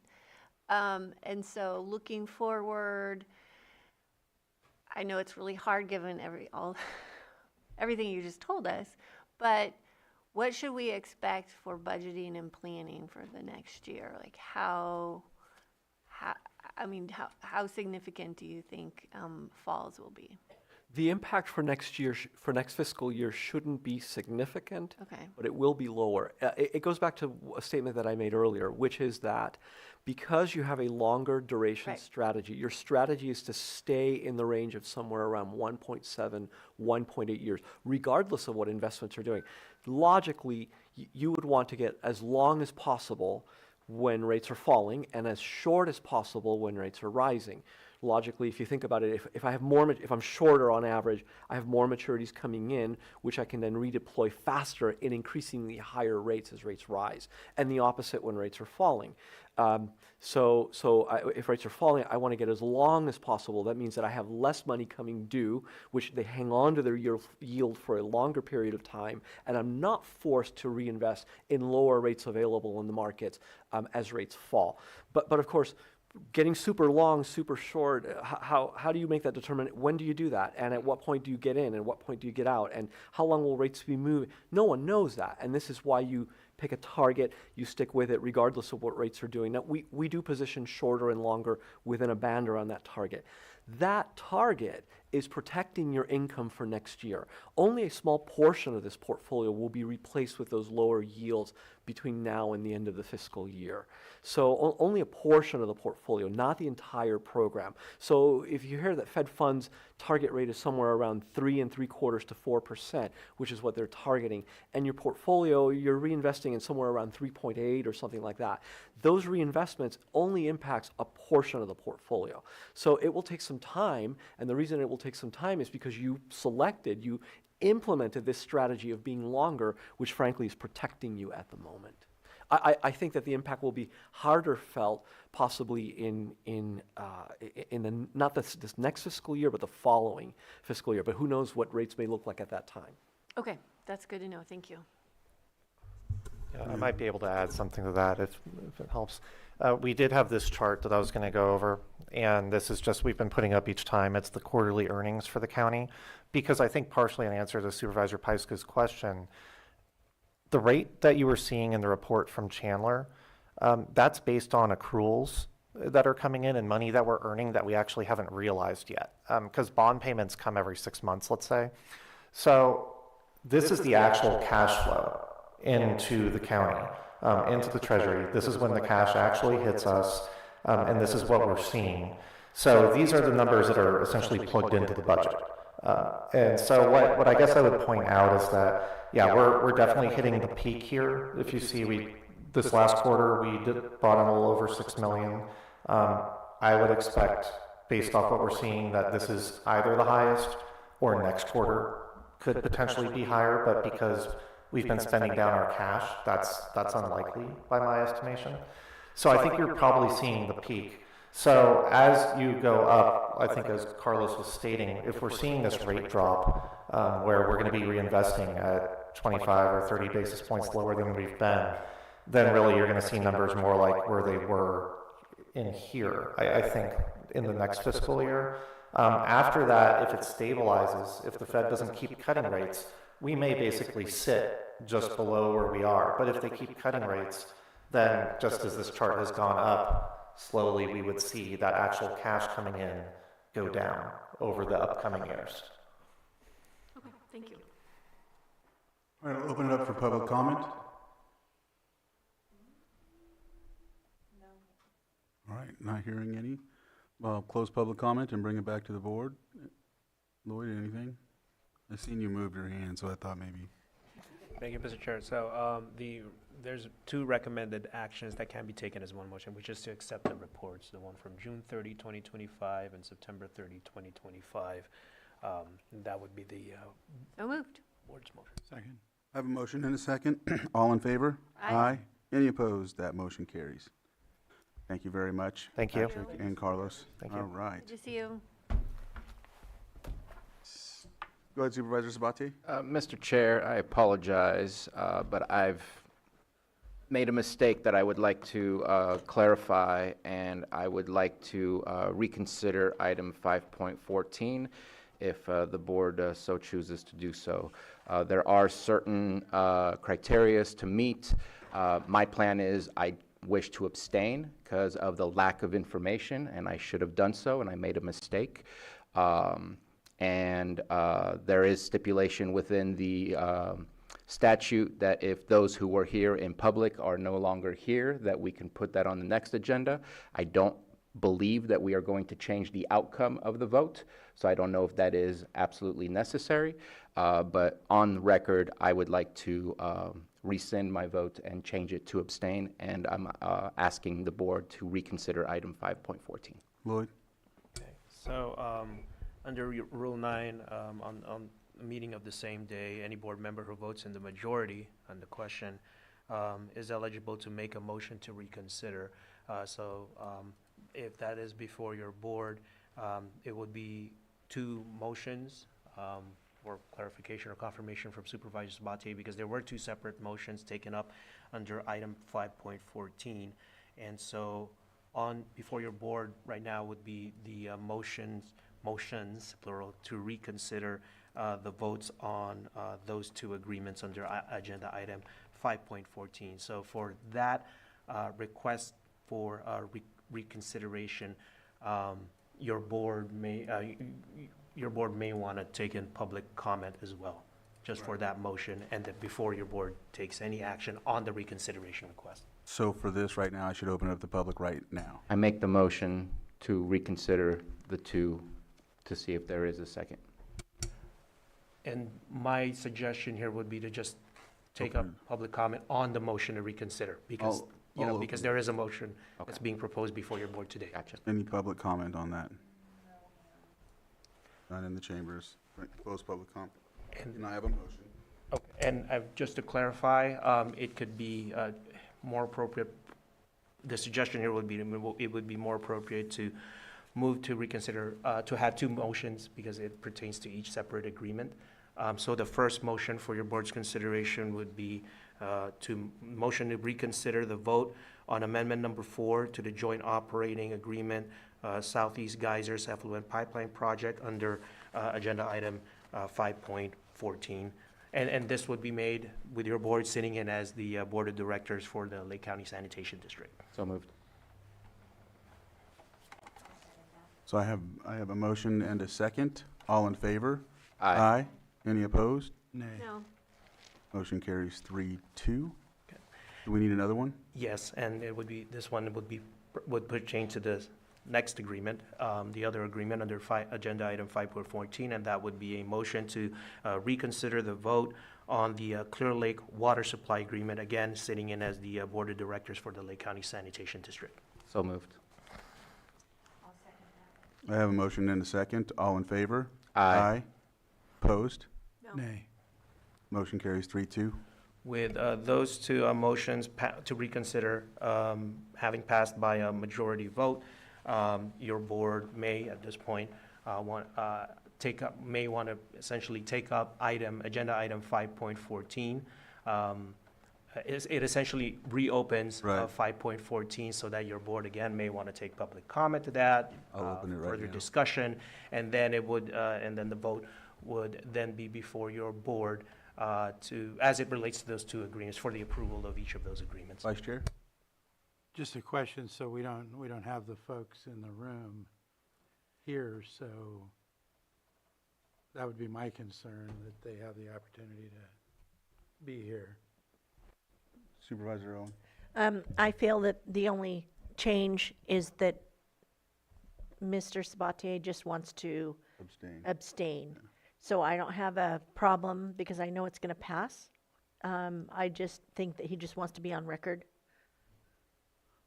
Lloyd? And that would be up to your board's discretion, as Supervisor Sabatier has laid out. It could either be taken today under certain parameters, or the other option is to take it at a future regular board meeting. The language of Rule 9 states that a motion to reconsider shall be in order during the meeting at which the action to be reconsidered took place, provided members of the public in attendance during the original action are still present in the board chamber. In all other cases, motions for reconsideration must be placed on a future agenda for action. So we can't finalize it today. Well, that would be up to your board if your board I would like to proceeds with just finalize it. I'd like to make the offer right now. So I'll open it up for public comment, because that's no hands and no one in the chambers. Did you have something else? Well, I guess I'm okay with taking it up today without further discussion on my concern. Yep. Right. Lloyd? Okay, and Mr. Chair, you open it up for a public comment. Just to clarify, that is the public comment for agenda item 5.14, which is effectively reopened as a result of the reconsideration vote. I opened. Okay. And so I think bringing it back for action, right? Yep. Yes. And I'd like to make the offer. Okay. And I could walk, if I may, I Please. could walk through the two separate motions for that. Okay. So, sitting in as the Lake County Board of Directors for the Lake County Sanitation District, the motion would be to approve amendment number 4 to the Joint Operating Agreement Southeast Geysers Effluent Pipeline Project and authorize the chair to sign. I make the offer. Or motion, right? Motion. I have a motion and a second. All in favor? Aye. Opposed? I abstain. All right, motion carries 401. And then the second motion would be to, as sitting in as Lake County Board of Directors for Lake County Sanitation District, motion would be to approve the Clear Lake Water Supply Agreement. Again, as with the previous motion, just to clarify, this would be the finalized versions of the agreement marked as addendum in the documents uploaded to Granicus/Legistar. So that would be the motion, and authorize the chair to sign. And I make the offer. Second. So I have a motion and a second. All in favor? Aye. Aye. Opposed? Abstain? Abstain. Motion carries 401. We'll close that item. Move on to our 6.5, public hearing, consideration of ordinance to amend Chapter 21, Article 27 of the Lake County Code for commercial cannabis uses, and Community Development Director, Rhea Turner. Thank you. Mireya Turner, Community Development Director. Staff does request a continuance on this item. The ordinance is in process and is on schedule to be presented to the Planning Commission in their December meeting in a noticed public hearing, and then we'll follow with the board hearing in January. All right. Any questions? I'll open it up to the public comment. No public comment. Any on Zoom? None on Zoom. None on Zoom. So we'll bring it back to the board. And so Lloyd. Thank you, Mr. Chair. So for this particular item, because it stems from the November 4, 2025 your board's discussion of this item back in November 4, 2025, in which your board gave some direction to staff in relation to what is anticipated to be a proposed ordinance. But since we don't have an ordinance in place, your board may want to just continue the item or direct staff to continue the item, and that can be for a date and time certain. That is to be distinguished from a continuation or continuance of a first reading of an ordinance, because we don't have a draft ordinance at this point. And I'm looking at Director Turner to see if she's amenable. I concur. Supervisor Sabatier. And I just want to check in with Director Turner. If I heard you correctly, you said you would bring back the ordinance. Is it still planning to go through the Planning Commission first, as we had suggested? Yes, Okay. and by the Ag Advisory Board as well, too. Okay. Just wanted to make sure. All right. I did open it for public comment. I have a comment. Go ahead, Supervisor Owen. The roads, I know we were supposed to bring to the Ag Advisory, and so I was kind of hoping to get that kind of knocked out pretty soon. Is that possible? It's been canceled twice. It was canceled twice due to the cannabis ordinance. However, we are having the meeting that the board directed us to have with the fire chiefs, Farm Bureau, probably not the Ag Commissioner. This Wednesday, they just added it to the Fire Chiefs Association agenda. And so, given after the direction or input from that group or that meeting this Wednesday, I did forward you that invite. Yes. Then we'll start working on that draft ordinance. And I think we misunderstood. We had a discrepancy on what we actually had asked for from for the roads on the board. This was the agricultural road standards. But that's not That's not part of today's agenda. So yeah, if you. But I'd be happy to follow up with Supervisor Owen on that. Yeah, I had thought we had instructed it to come before the Ag Advisory. When I rewatched the video, and I had staff rewatch the video, the meeting that we requested was approved by the board. But the road standards will, when it's in draft ordinance form, will definitely go before the Ag Advisory Committee. Thank you. All right. Pleasure. I opened it up for public already. All right, and now, so do we have to set the date, time certain, or continuance to? If it's okay, we'd actually prefer to renotice, just so we have the most coverage out there in the public. And that can be done future via meeting. direction to staff. All right, so we'll just give direction to staff to do so. Yep. All right. Thank you. Supervisor Sabatier? Is there a way to maybe put a, because we've been waiting for this for quite some time, is there a way to put a limitation of no more than 90 days, 60 days, something of the kind? I'm that would aiming for be- January. So 60 days? 60 days. How do you guys feel about 60 days? If you're comfortable with it. Certainly. Yeah, All right, so that's fine. yeah. Okay. Did we need a motion on that? No. Have it? Okay. No, I think we have direction. Thank you. All right, thank you. With that, we'll close 6.5 and move on to 6.6. Sitting as the Board of Directors of the Lake County Watershed Protection District accepts staff presentation on water quality in Clear Lake Outreach Perspectives, Project Updates, Water Resources Director pt1 Upadhyay.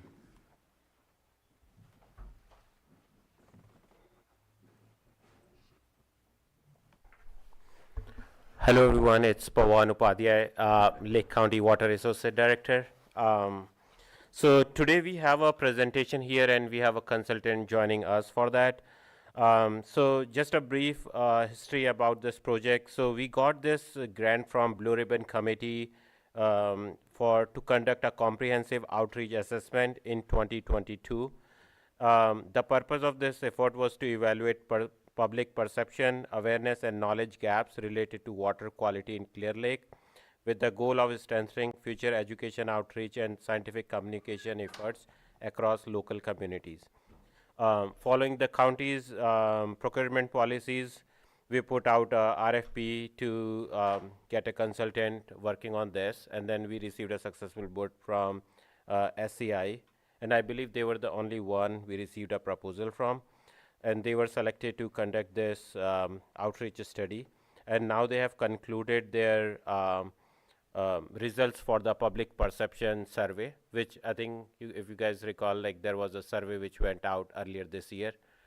So this presentation gonna be presenting the results for that, and staff is requesting the board to accept this presentation. And then I will hand it over to Chris, and he can present on the findings there. Go ahead, Chris. Thank you, pt1. It's good to be here. I'm Chris Coulter with SCI Consulting Group. We've been working on this project for a little over a year. So we do have a presentation, and let's see, I can share that presentation.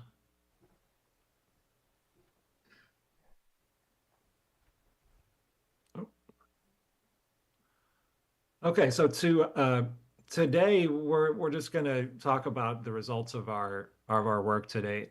So we'll explain a summary of our focus group work and the mailed survey that went out this summer. And then the last part of this presentation will be the findings and our recommended next steps for this project. So the real goal of this particular phase of work was to engage the public and learn about the public perceptions of water quality in Clear Lake region and in Lake County. The goal really is to learn what the public knows and what they believe, and this information that we collect in this phase of the work will shape the subsequent parts of the project work, which we'll explain. But the real goal of this is to explore water quality and stormwater funding options. So the first part of this is to engage the public and learn what kind of knowledge gaps exist and what people already know and what is important to them. So the outreach perspective work in 2024, we have a number of focus groups with a number of diverse groups, the Socioeconomic Subcommittee, the Clean Water Management Council, and we also held some focus group work at the Clear Lake Science Symposium over the summer. Later in May of 2025, in the summer, a survey was mailed out to about 7,000 property owners, and property owners received a physical copy in the mail, were asked to indicate their level of support for a potential fee or assessment to support stormwater and clean water activities in the county. And then today we'll give you the results of that work. So in our focus group work, namely, the first goal was to learn about what folks believe is happening in Clear Lake regarding water quality and what causes exist, what impacts are creating issues with the water quality in the lake and stormwater issues. And so we got a number of responses, and I'll show you the question that we asked is really the main goal of this slide. The question was asked, what do you believe is the most influential driver of water quality in Clear Lake? So we got a number of responses, but what we learned really essentially is that people believe that there's human impacts largely. The number of responses that we received was somewhat broad, and we attempted to combine them into groups, but really the largest, the most common response was that humans are driving water quality issues, and those types of things, such as there's a perception that there's runoff issues going into the lake and septic systems. We've heard a lot about illegal dumping, and on the other side, there's a substantial amount of people that also accept that there's natural factors that contribute to the water quality in the lake. So a really good sample of folks who are pretty well informed was also one of the takeaways from the focus group work.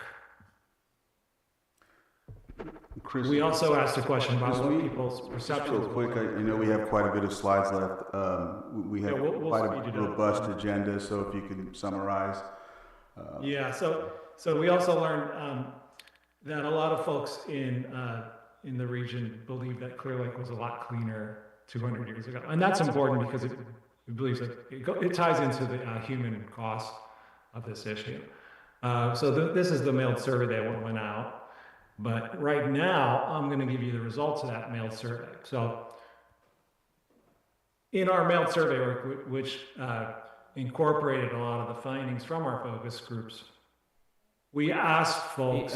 Chris, just a quick, I think we are not able to see your slide. I don't know, maybe you want to stop sharing and share again. Oh, yeah.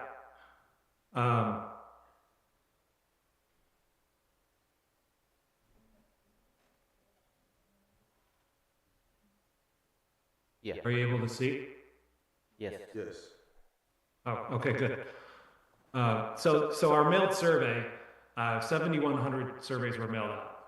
There was a question that asked folks, would you support a fee or an assessment on your property tax to fund clean water activities and improved water quality and improved stormwater management in Lake County? Our survey tested two rates. We tested a lower rate and a higher rate. We tested a $9.75 rate for a single family home, and we also tested a $22.50 rate. The corresponding revenue, the totals that those bring in are $500,000 annually for the lower rate, $9.75, or $1.15 million for the $22.50 rate. Now that's for a single family home, typical single family home. The results that you see here, we're looking at a 50% threshold majority for approval. So the lower rate received 62.5%. The higher rate was also very close to that at 59.8, just under 60%. So we got a positive result from the survey in terms of the threshold being 50%. The result was that there is support for this kind of funding measure from property owners. So that is some good news, and we can look a little bit more in detail at the actual results. This graph really just shows, the survey asked how, definitely yes, in 4 different types of response of probably yes, probably no, or definitely no. So we saw the most common response was the definitely yes, which is very strong and indicates that there's a lot of actual momentum and support for this. We sometimes see like a larger amount of probablys than definitelys, but in this case, there's a strong amount of definitely yes. This is an important issue for folks. That's really the main takeaway. And again, the survey did have a 3.4% margin of error, which is right where we're hoping for. And these results actually speak to, that 50% threshold being still outside of the range of the margin of error. So that's also good. The survey asked a number of follow-up questions, and what we really learned again was that this is an important issue. People are really concerned about water quality in Clear Lake. These questions really drill down on our future work, which would look at outreach and trying to inform folks about water quality. And so these sub-questions will actually shape our future work. But what we saw is that most of the questions pulled really high in terms of human actions. These types of people are responding to proposals that indicate like work like funding trash capture and pollution removal and water quality. So our real takeaways from the 2 types of outreach that we've done to date with the survey and the focus groups is that runoff and septic system is important to people. People think that is one of the causes and one of the solutions. And we also saw that funding for maintaining drainage systems is also really highly connected to folks' support for this type of work.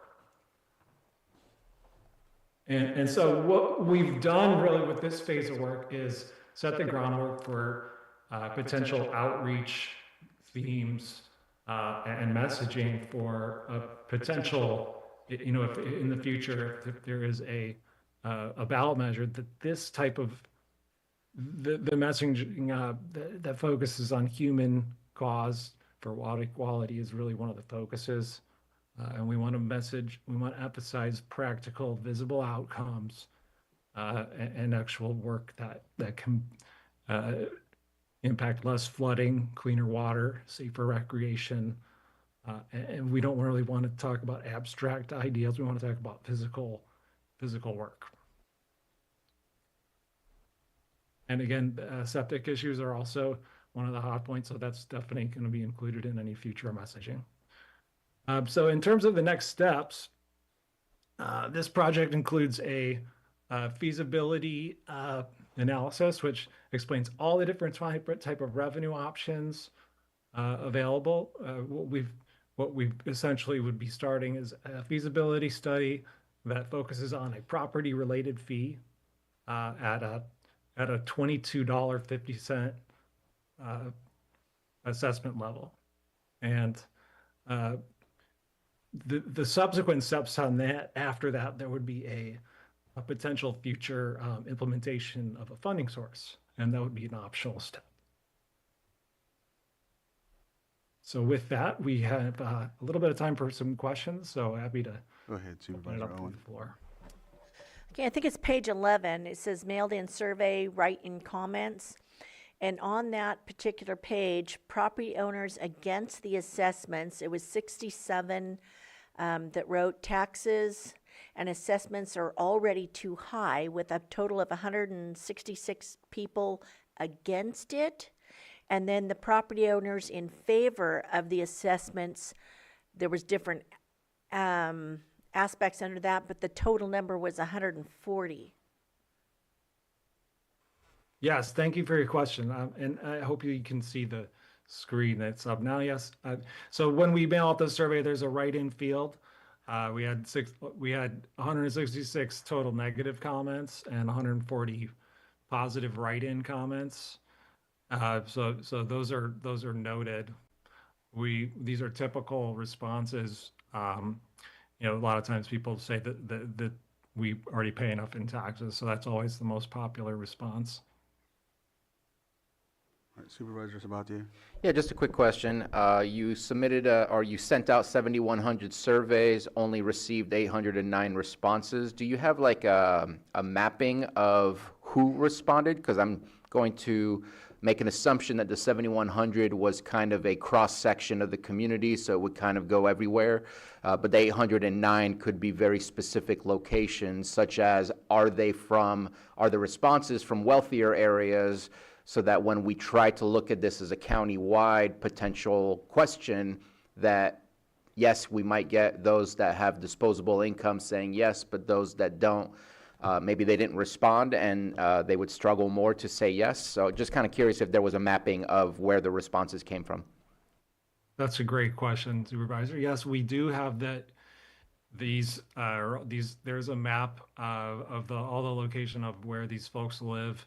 And demographically, we have everything tied up, and that information will be super key to look more into outreach efforts as it moves on. And we certainly understand that this type of measure, there's challenges in Lake County. We have positive survey results, but there needs to be a sustained informational effort, and those there's lots of data points in terms of who responded and who didn't respond. That information would be great. All right. I'll open it up for public comment.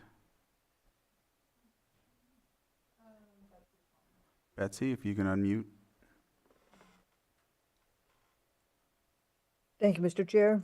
I did submit a letter yesterday to all of the supervisors, and I did not have an email address for the consultant, but I would like to correspond with the consultant. I would like to see all of those data points. I would like to see all of the actual information that was put together, and I would also like to see how the questions were created based upon your knowledge of the existing multi-million-dollar funded programs. I made suggestions specifically to the supervisors because of our more than 30 years of millions of dollars of investments in these programs. I appreciate the fact that in the last 3 or 4 years, the Department of Water Resources has created a very, very effective outreach project.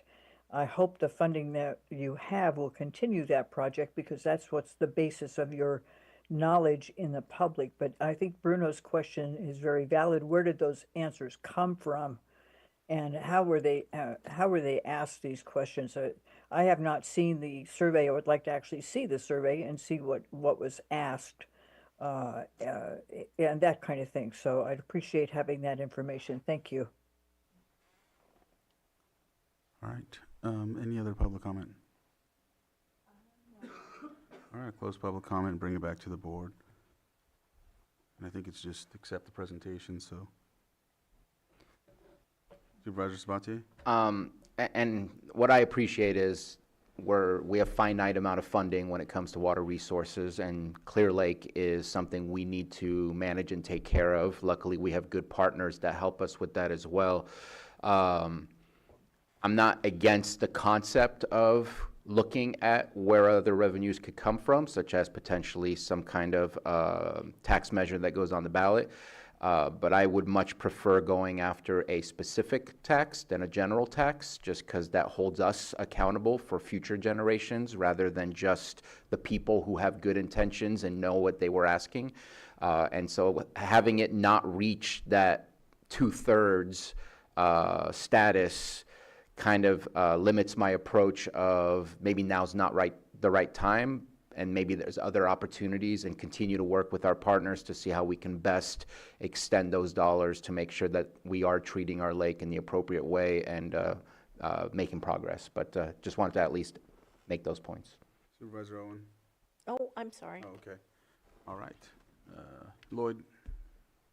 Thank you, Mr. Chair. So just for purposes of the recommended action, the staff is requesting that your board, essentially by motion, accept the staff presentation on the on water quality in Clear Lake outreach perspective project updates. So moved. Second. Oop, I have a motion and a second. All in favor? Aye. Aye. Any opposed? That motion carries 5-0. 6.7, consideration of expanded use of previously approved stormwater matching funds, file number 22-402, to support groundwater management activities under SGMA, and B, accept staff presentation on the Big Valley Groundwater Sustainability Plan Advisory Committee GSPAC update. All right. And this was our 11:15, we're at 11:30, and we'll go ahead and continue.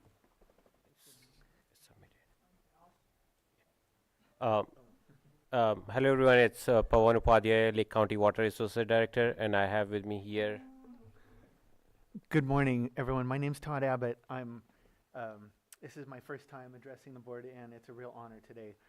Get the microphone Oh, closer. I'm Yeah, sorry. there you go. Is that better here? Did we get the presentation up? So just to give a brief overview about this agenda item. So what we are asking board here is like in the past, I believe 2023, the board has allocated a certain fund for the stormwater management, and that's a matching fund of 100,000 over 5 years. So 100,000 for each year, 500,000 in total. And that is supposed to cover our overhead thing, which is not covered, generally not covered by grants. We have received a total of, at this point from the last approval, is about $1.6 million. That includes a host of things, which some of the items were in that previous presentation as well, like the trash cleanup, or updating our plans so that it's good to ready to go projects to apply for the further grants, flooding, and planning of some of the projects to make it ready for next steps.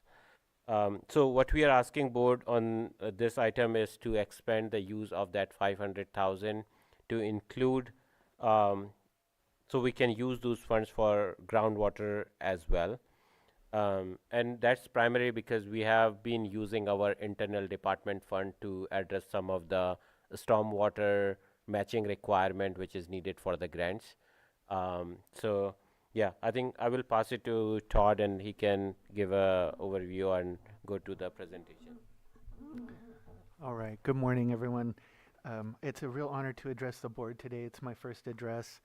My name is Todd Abbott, and I'm a Water Resources Program Coordinator for Lake County, in charge of groundwater and lake bed management.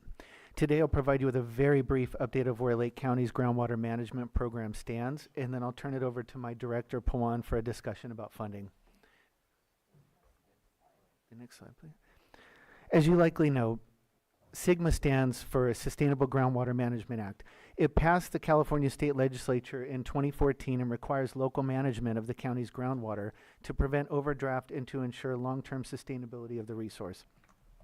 The passage of the legislation mandated the formation of groundwater sustainable agencies, or GSAs, and to develop and implement groundwater sustainability plans, GSPs, for high and medium priority basins with the goal of reaching basin sustainability by 2042. The Big Valley Basin is ranked as a medium priority basin and is therefore subject to SGMA requirements. It's very important to note that basins with a medium or high ranking are required to meet SGMA requirements, and if we fail to do so, Lake County loses control of our groundwater management to the state. So every effort must be made to maintain compliance with SGMA. Okay, this next slide here is a map of the groundwater basins within the county. There's a total of 7 major groundwater basins in the county. Big Valley is the largest of the 7 and is the only basin within Lake County to be subject to SGMA. Scotts Valley Basin is also obviously very important, and in part because of its connection to the Big Valley Aquifer or basin, and for the irrigation it provides for agricultural interests across Scotts Valley. but the Department of Water Resources classified it as a low priority basin and therefore is not subject to SGMA requirements like Big Valley. This next slide here is a geographical boundary map of Big Valley Basin. The basin provides domestic and agricultural water for thousands of residents, as well as environmental, habitat, and recreational beneficial uses across the valley. It has been some time since Water Resource has provided an extended update on groundwater conditions within Big Valley, and I would be glad to come back and provide that update. Today, with respect for time, I will streamline the conversation and focus on the progress we've made as a county in implementing SGMA within Big Valley Basin. Okay, this next slide here is the Lake County SGMA progress. As I stated, in 2014, California passed SGMA.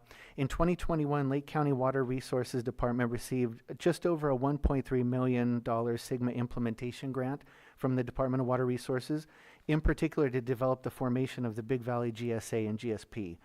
The grant also provided for consulting services, meetings, and other resources to enable the formation of the GSA and to develop a strategy designed to ensure the Big Valley Basin reaches sustainability by the 2042 benchmark.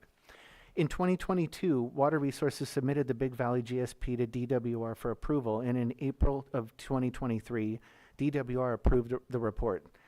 Between 2021 and 2024, Lake County Water Resources has continued to submit annual GSP reports to DWR, with each report being approved to date. The 2025 GSP report will be submitted in early 26, and after the 2025 annual report, Water Resources will be required to produce a periodic evaluation for 2026, which I'll speak to in just a moment. This next slide is the requirements to be compliant with SGMA.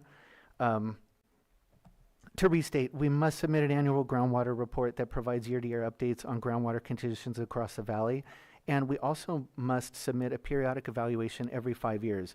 The periodic evaluation is an expanded and more comprehensive report of groundwater conditions within the basin, and this is the first periodic evaluation Lake County will produce. The 2026 periodic evaluation is due January 2027. We'll go quickly to the cost to implement SGMA.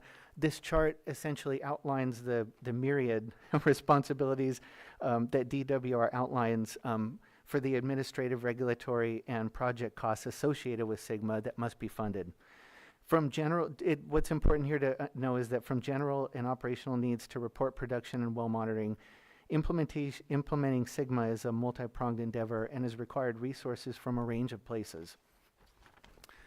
This next slide is the cost to implement it continued. To date, we have used a variety of funding options to cover groundwater management costs, but these resources are limited and unable to cover all of our management expenses. Grants we've applied for, our initial $1.3 million grant provided the resources to create the GSA, the GSP, and establish our program and management actions. In late 2022, Water Resources applied for the second round of funding through DWR, but the process was very competitive and we did not receive the grant. Along with the approximate $1.3 million implementation grant from 2021, DWR has also provided funding for 2 monitoring wells within Big Valley and for contractor and consultant services to help establish our GSPAC advisory group and in shaping our GSP. Water Resources has utilized internal funding to bridge the funding gap, but resources are limited, and the department cannot provide for the breadth of actions required by SGMA. It's the lack of consistent, predictable funding is what we need to establish long-term, the lack of consistent, predictable funding is why we need to establish a long-term funding channel to cover SGMA expenses going forward. I'll now turn it over to my director, pt1, who will discuss our immediate funding needs. So yeah, as you saw, like in earlier slide, that there is like a cost to implement this groundwater sustainability agency, which the board of directors also serve as board of supervisors also serve as the board of directors for the GSA. So the cost to implement is for the annual report, it costs about 80,000 as of 2025 annually, and it gets down to about 40,000 if we have like our internal staff work on that. But some of the tasks required in the annual report, like the running of the models and scenarios, those are something that need to be done by a consultant. And then there is a periodic evaluation which is more comprehensive. So the cost of that with our internal staff support is about 200K, or if we divide that over 5 years would be like 40K annually. And as mentioned that there is a need, because this is the cost like which was doesn't come with like setting up a Sigma and plan and updating these things. So we need to, there is also a need to do a long-term study which can establish a funding, sustained funding mechanism. And at this time, I think the cost for that, we are approximating about 100K. So in summary, like immediate funding need is an annual report. So that is at a bare minimum, we need about 40K for the annual report, and then 5-year periodic evaluation would be at 200,000, and then funding feasibility study is 100,000. So total approximately about 340,000 is what we need by 2027. So that's where we figured out, like we looked into our funding or our internal budget and see like where we can come up with those. So one of the option which we have, or which we figured it out might be workable, is so we already have a 500,000 which the board allocated us for the stormwater projects as an matching fund for other grants, which we can utilize as our overhead cost. So at this point only, we have used only 50,000. And the reason for that is because we have been using our internal funds and grant funds to cover that. So we have about 450,000, which we have not utilized at this point. And in order to, so if we expand, so the request here you can see is like to expand the use of that 450,000 remaining to also include the cost for the groundwater management. So we can, depending on whether it's needed for stormwater or groundwater, we can dip into that and utilize as needed. And that's just to cover the immediate funding need, but because this, as you know, the whole thing gonna go to like 2042, where the basin becomes sustainable in itself. So there is an annual reporting, and every 5 year, which would be like another 3 comprehensive update would be needed by 2042. So for that, we have so we need to establish separate mechanisms, because this 450K we have would be exhausted at this point by 2027. So for the long term, it's the same thing, like the annual report, which will cost 40K, and that's based on our 2025 cost. And the periodic evaluation is 200K over 5 years, or 40K average out about 40K per year. So we have a need of about 80 to 100K if we adjust for inflation. And for this, like we have like a suggested, or like something as a starting point is by 2027 rolls in, we need to have this annual or like this funding mechanism established. So as an option 1, we can have like either county provide these 100% of the annual needs, which can be provided to us as a Department of Water Resources, and we can use that to cover that cost, or county can provide 50% of it, which would be 50,000 per year, and then balance would be through a fee mechanism like a Prop 218 or similar measure. Or the third option would be like 100% of this need to be met by a fee mechanism on its own, which is again we are 218, but to generate a revenue of 100,000. And while these are an option, I mean, we will still continue to work or apply for grants and come up with the funds like as needed. But as you heard from Todd earlier, that we applied for the second round of funding, but that was not successful because the state gonna give it to only, because we received in the first round. And there are a lot of factors which work in a grant. It's not a given that we're gonna get it. But because it's a long-term thing, running up to like 2040, 42. So I think in long run, we do need like some support so we can sustain all these activities. Supervisor Sabatier? So just to make sure I'm clear and appreciate the clarification that the money is not, if taken away, that was made for the matching of the grants, You've been using other resources as the matching portion, so taking it away will not have any impact, negative impact on current grants that you have. Here you're saying $100,000 per year. Does that mean the 400,000 would help you give at least 4 years with potential grants in between that you can receive, or any other of the other options that we may go after? But would that be appropriate to say that if 400,000 was used from what was made for the matching fund, utilized for this, that it would give you 4 years? So right now we are asking to expand the use of the remaining 450K. So we are not using whole 450K for groundwater. We will still use it for stormwater on as need basis. So maybe we utilize about 300 to 350 for groundwater, and the remaining will still be used as a stormwater overhead. So you would have like 1 year's worth of groundwater stuff, while the rest So gets this used will for cover up to stormwater. 2027, because the next periodic evaluation is due in 2027.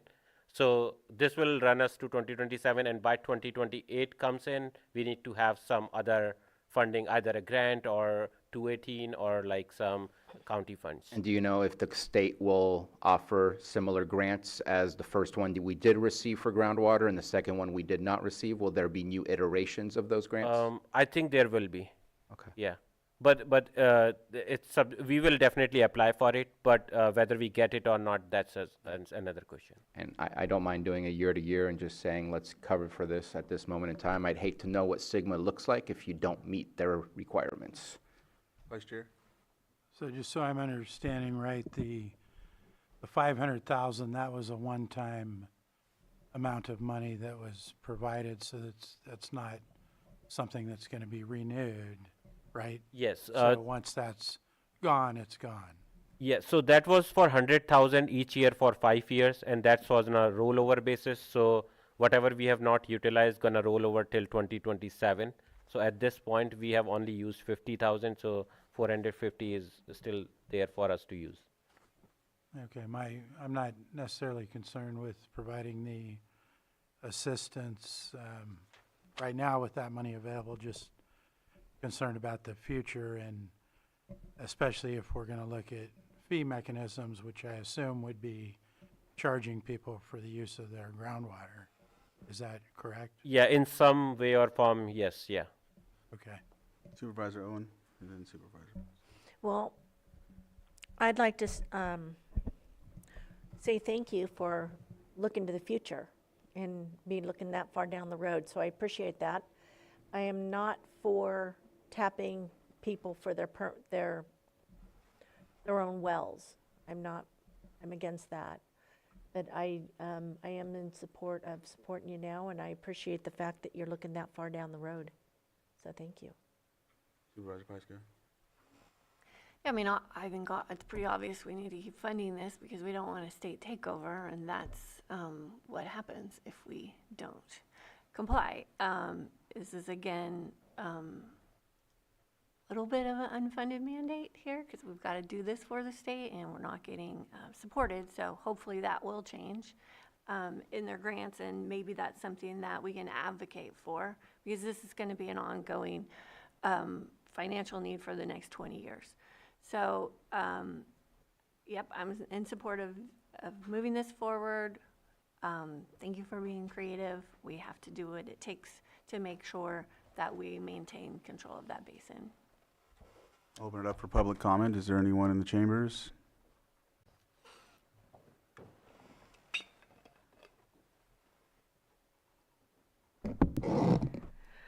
Good morning, Board. Margot Kambara. The attention to groundwater security is important, and thank you, Board, and thank you, Water Resources, for doing that. I want to sound a note of optimism.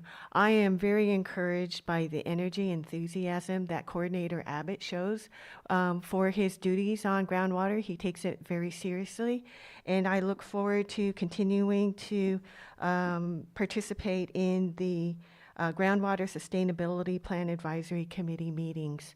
And so, again, thank you, Board, for taking the time to consider this important topic. Thank you. Any on Zoom? Land Trust, Lake County Land Trust, please unmute. Hello, can you hear me? Yes. Hi, good morning. Thank you, board. My name is Angela DePalma Dow. I'm zooming in from the Lake County Land Trust. I'm executive director.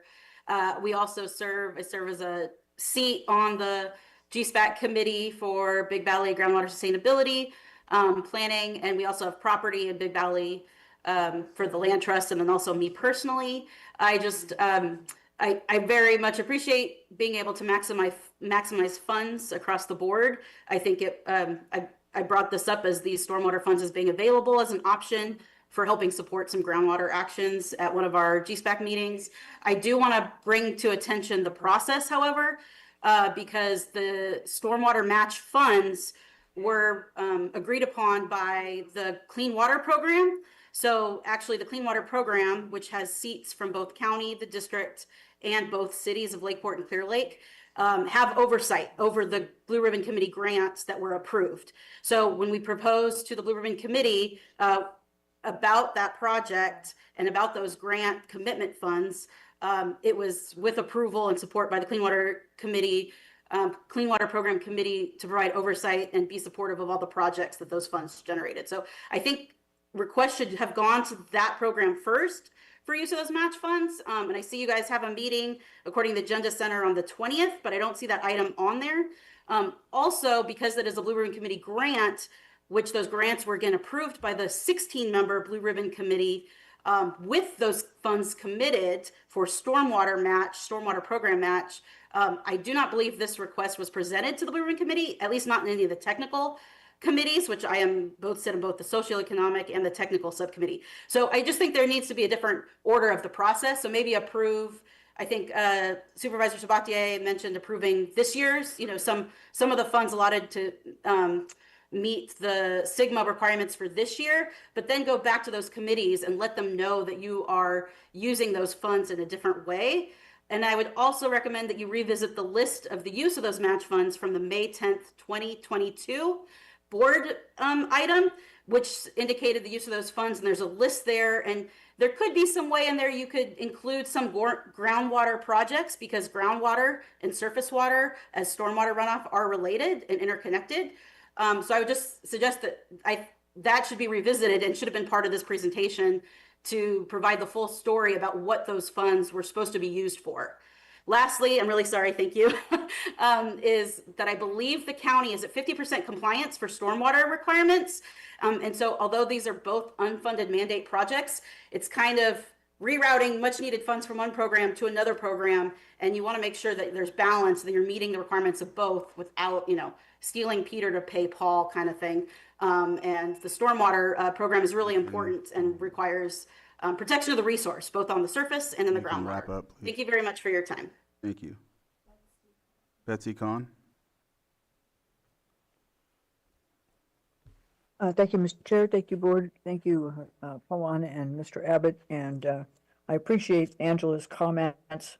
I really am concerned about the fact that only $50,000 have been spent of the funds that you want to move from stormwater projects. I'm very concerned about those projects that are not being done. And I think that should be part of the consideration of your decision. Also, I just want to mention that the map that was shown early in the presentation, there was a map that included the area of the city of Lakeport, North Lakeport, Scotts Valley, contiguous with Big Valley as a groundwater source. I do not know the status of those testing programs that were going to be done, the LIDAR measurements of monitoring wells on the what is believed to be the border between the Big Valley Basin and the Scotts Valley Basin.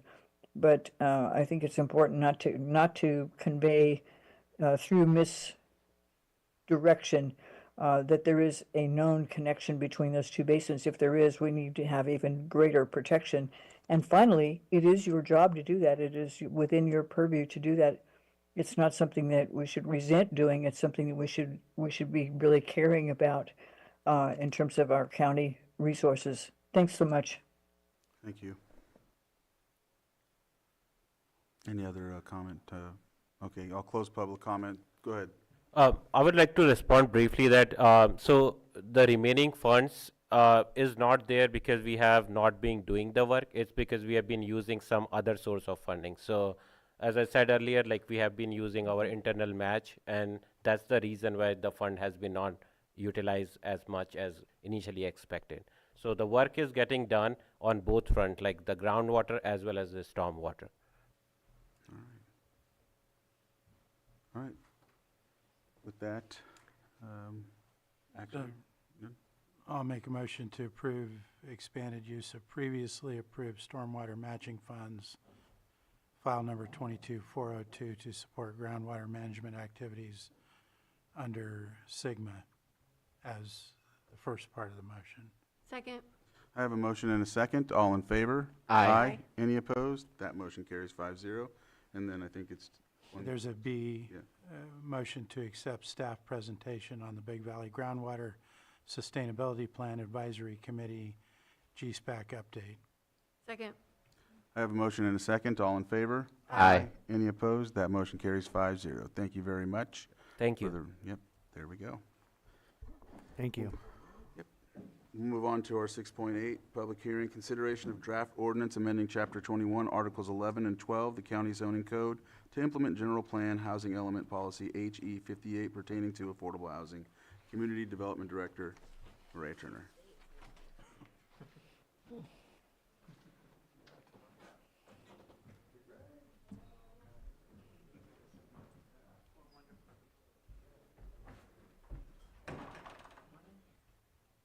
Good morning, almost afternoon. Maria Turner, Community Development Director. The item you have before you today is a draft ordinance implementing one housing element action from the 2019 sixth cycle housing element. The housing element is a chapter of the general plan. It's updated about every 7 years. It identifies obstacles and challenges, and then also includes corresponding actions to encourage housing development in the unincorporated areas of the county. This sixth cycle housing element started in 2019 and ends in 2027. We are already in preparation for the seventh cycle housing element, working with the Lake APC and the other jurisdictions to finalize our RHNA, Regional Housing Needs Assessment numbers. And so we are looking forward to jumping into that update process later. There were 6 actions from the sixth cycle or current housing element that the State Department of Housing and Community Development is particularly interested in us accomplishing prior to our next cycle. Those 6 actions are an establishment of a policy as well as a few amendments to our zoning code to be done, and that project was with one of our senior planners who's now on long-term leave. So it's been picked up by myself and another senior planner.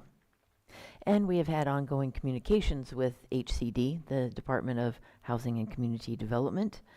They requested that we break this update or accomplishing these 6 housing element implementation tasks, break them up, because this one that's before you today was of top priority, so we split it. So today you have HE 58. The other 5 or 6 implementation asks are in final review, forwarded to County Council just today. So we're working on bringing those to you at a future meeting, very close future meeting. But since HE 58 was requested by the state to move forward in an expedited timeline, that's why it's before you today. At their last meeting, the Planning Commission did make a recommendation of approval for the consideration of this draft ordinance by the board.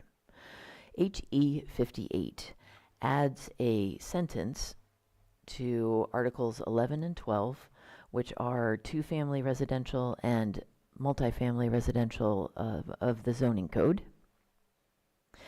It allows for use by right for multifamily residential development for affordable housing under certain criteria.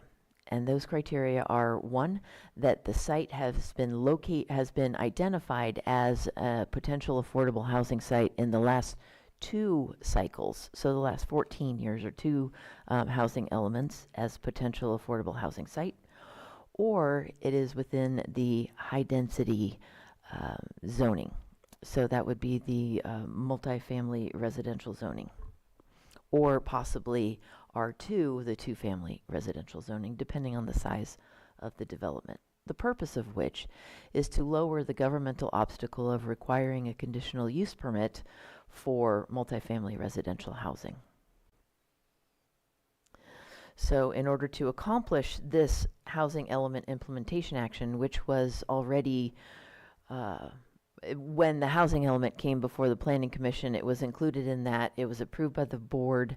It was approved and certified by the state.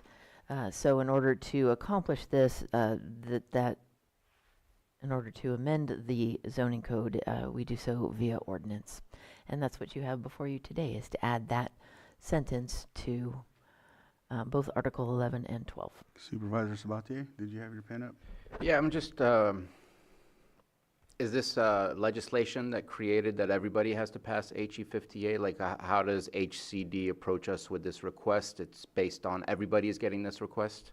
I don't think it's an everybody request. HCD is very hands-on regarding each jurisdiction's housing element, and some of them do, some of the actions that are included are legislatively done or happen at the state level, like with our ADU, or accessory dwelling unit policies and zones.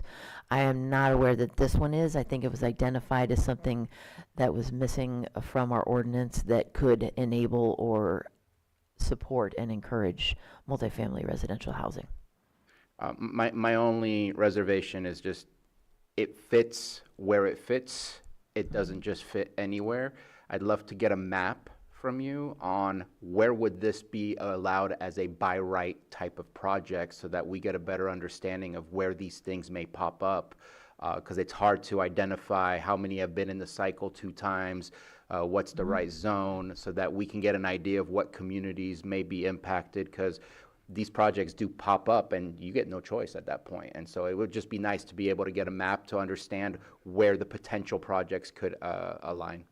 I would be happy to follow up and send the board an email that identifies that in the That's a great future. Thank you. Yeah, I would recommend we don't wait to implement this action, since the state is waiting to hear that we are accomplishing some of the actions that we said we were going to do already in the 2019 housing element.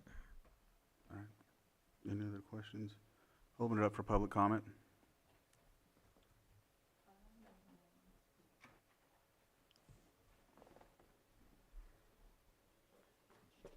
Good afternoon, Board. Margot Kambara. A question and a request. The additional information that Supervisor Sabatier requested, the map showing where this proposal will be implemented by right, that would be very helpful for the public to know as well. So my question is, will that be posted with the other materials for this agenda item on Granicus? That would be very helpful information. So any arrangements to share that information with the public would be appreciated. Thank you. Thank you. Now that I've had a moment to think about it as well, I think it would be fine to post it up on our website. Okay. That way all the public has the same access to it. Is there any other public comment on, I'll close public comment. I do like that, and also we can have it for the next agenda item, or a link in the next memo when we read it again, or something like that. Yeah, I can add that to that memo. All That's right. a great idea. If there's nothing else. I feel like I don't have much of a choice here. State, yeah. There's a little less discussion usually when you've already seen the housing element. The board has approved it. It goes to the state has said, yep, this meets the requirements, and now we're just getting it done. Yeah. So, yeah. And we'd have to change zoning and everything, and that's not going to happen overnight. Yeah. But, I mean, these locations are already designated on the current map. There are, I have not identified which parcels are relevant. I'd have to go back through the last 14 years of 2 cycles of housing elements to find those, we but do we're have the happy to potential- update that. Yeah, but we do have potential sites mapped already. Yes. Yeah. Yeah, and you saw a number of those in the HAPE as well. Okay, I will move that we approve the reading of the ordinance in title only and advance the ordinance to the next available board agenda for adoption. Go ahead, What? Lloyd. I apologize. Typically, your board, thank you, Mr. Chair. Your board would have 2 separate motions. One would be reading it in title, first reading of the ordinance. The first motion would be to approve the first reading of the ordinance to be read in title only. So moved. Second? I have a motion and a second. All in favor? Aye. Any opposed? Motion carries 5-0. All right. An ordinance amending Chapter 21, Articles 11 and 12 of the Lake County zoning ordinance to implement general plan housing element policy HE-58 pertaining to affordable housing. All right. And The second motion would be to approve that the draft ordinance be advanced to the next Board of Supervisors meeting for consideration and possible adoption. And just for confirmation, the date of that meeting would be December 9th, 2025. So moved. Second? so I have a motion and a second. All in favor? Aye. Aye. Any opposed? That motion carries. We'll see this December 9th, and we'll go from there. With that, we are done with our timed items to that next point at 1 o'clock, which will be back at 1:05 from our lunch break that we'll take starting right now. Okay. Or Lloyd?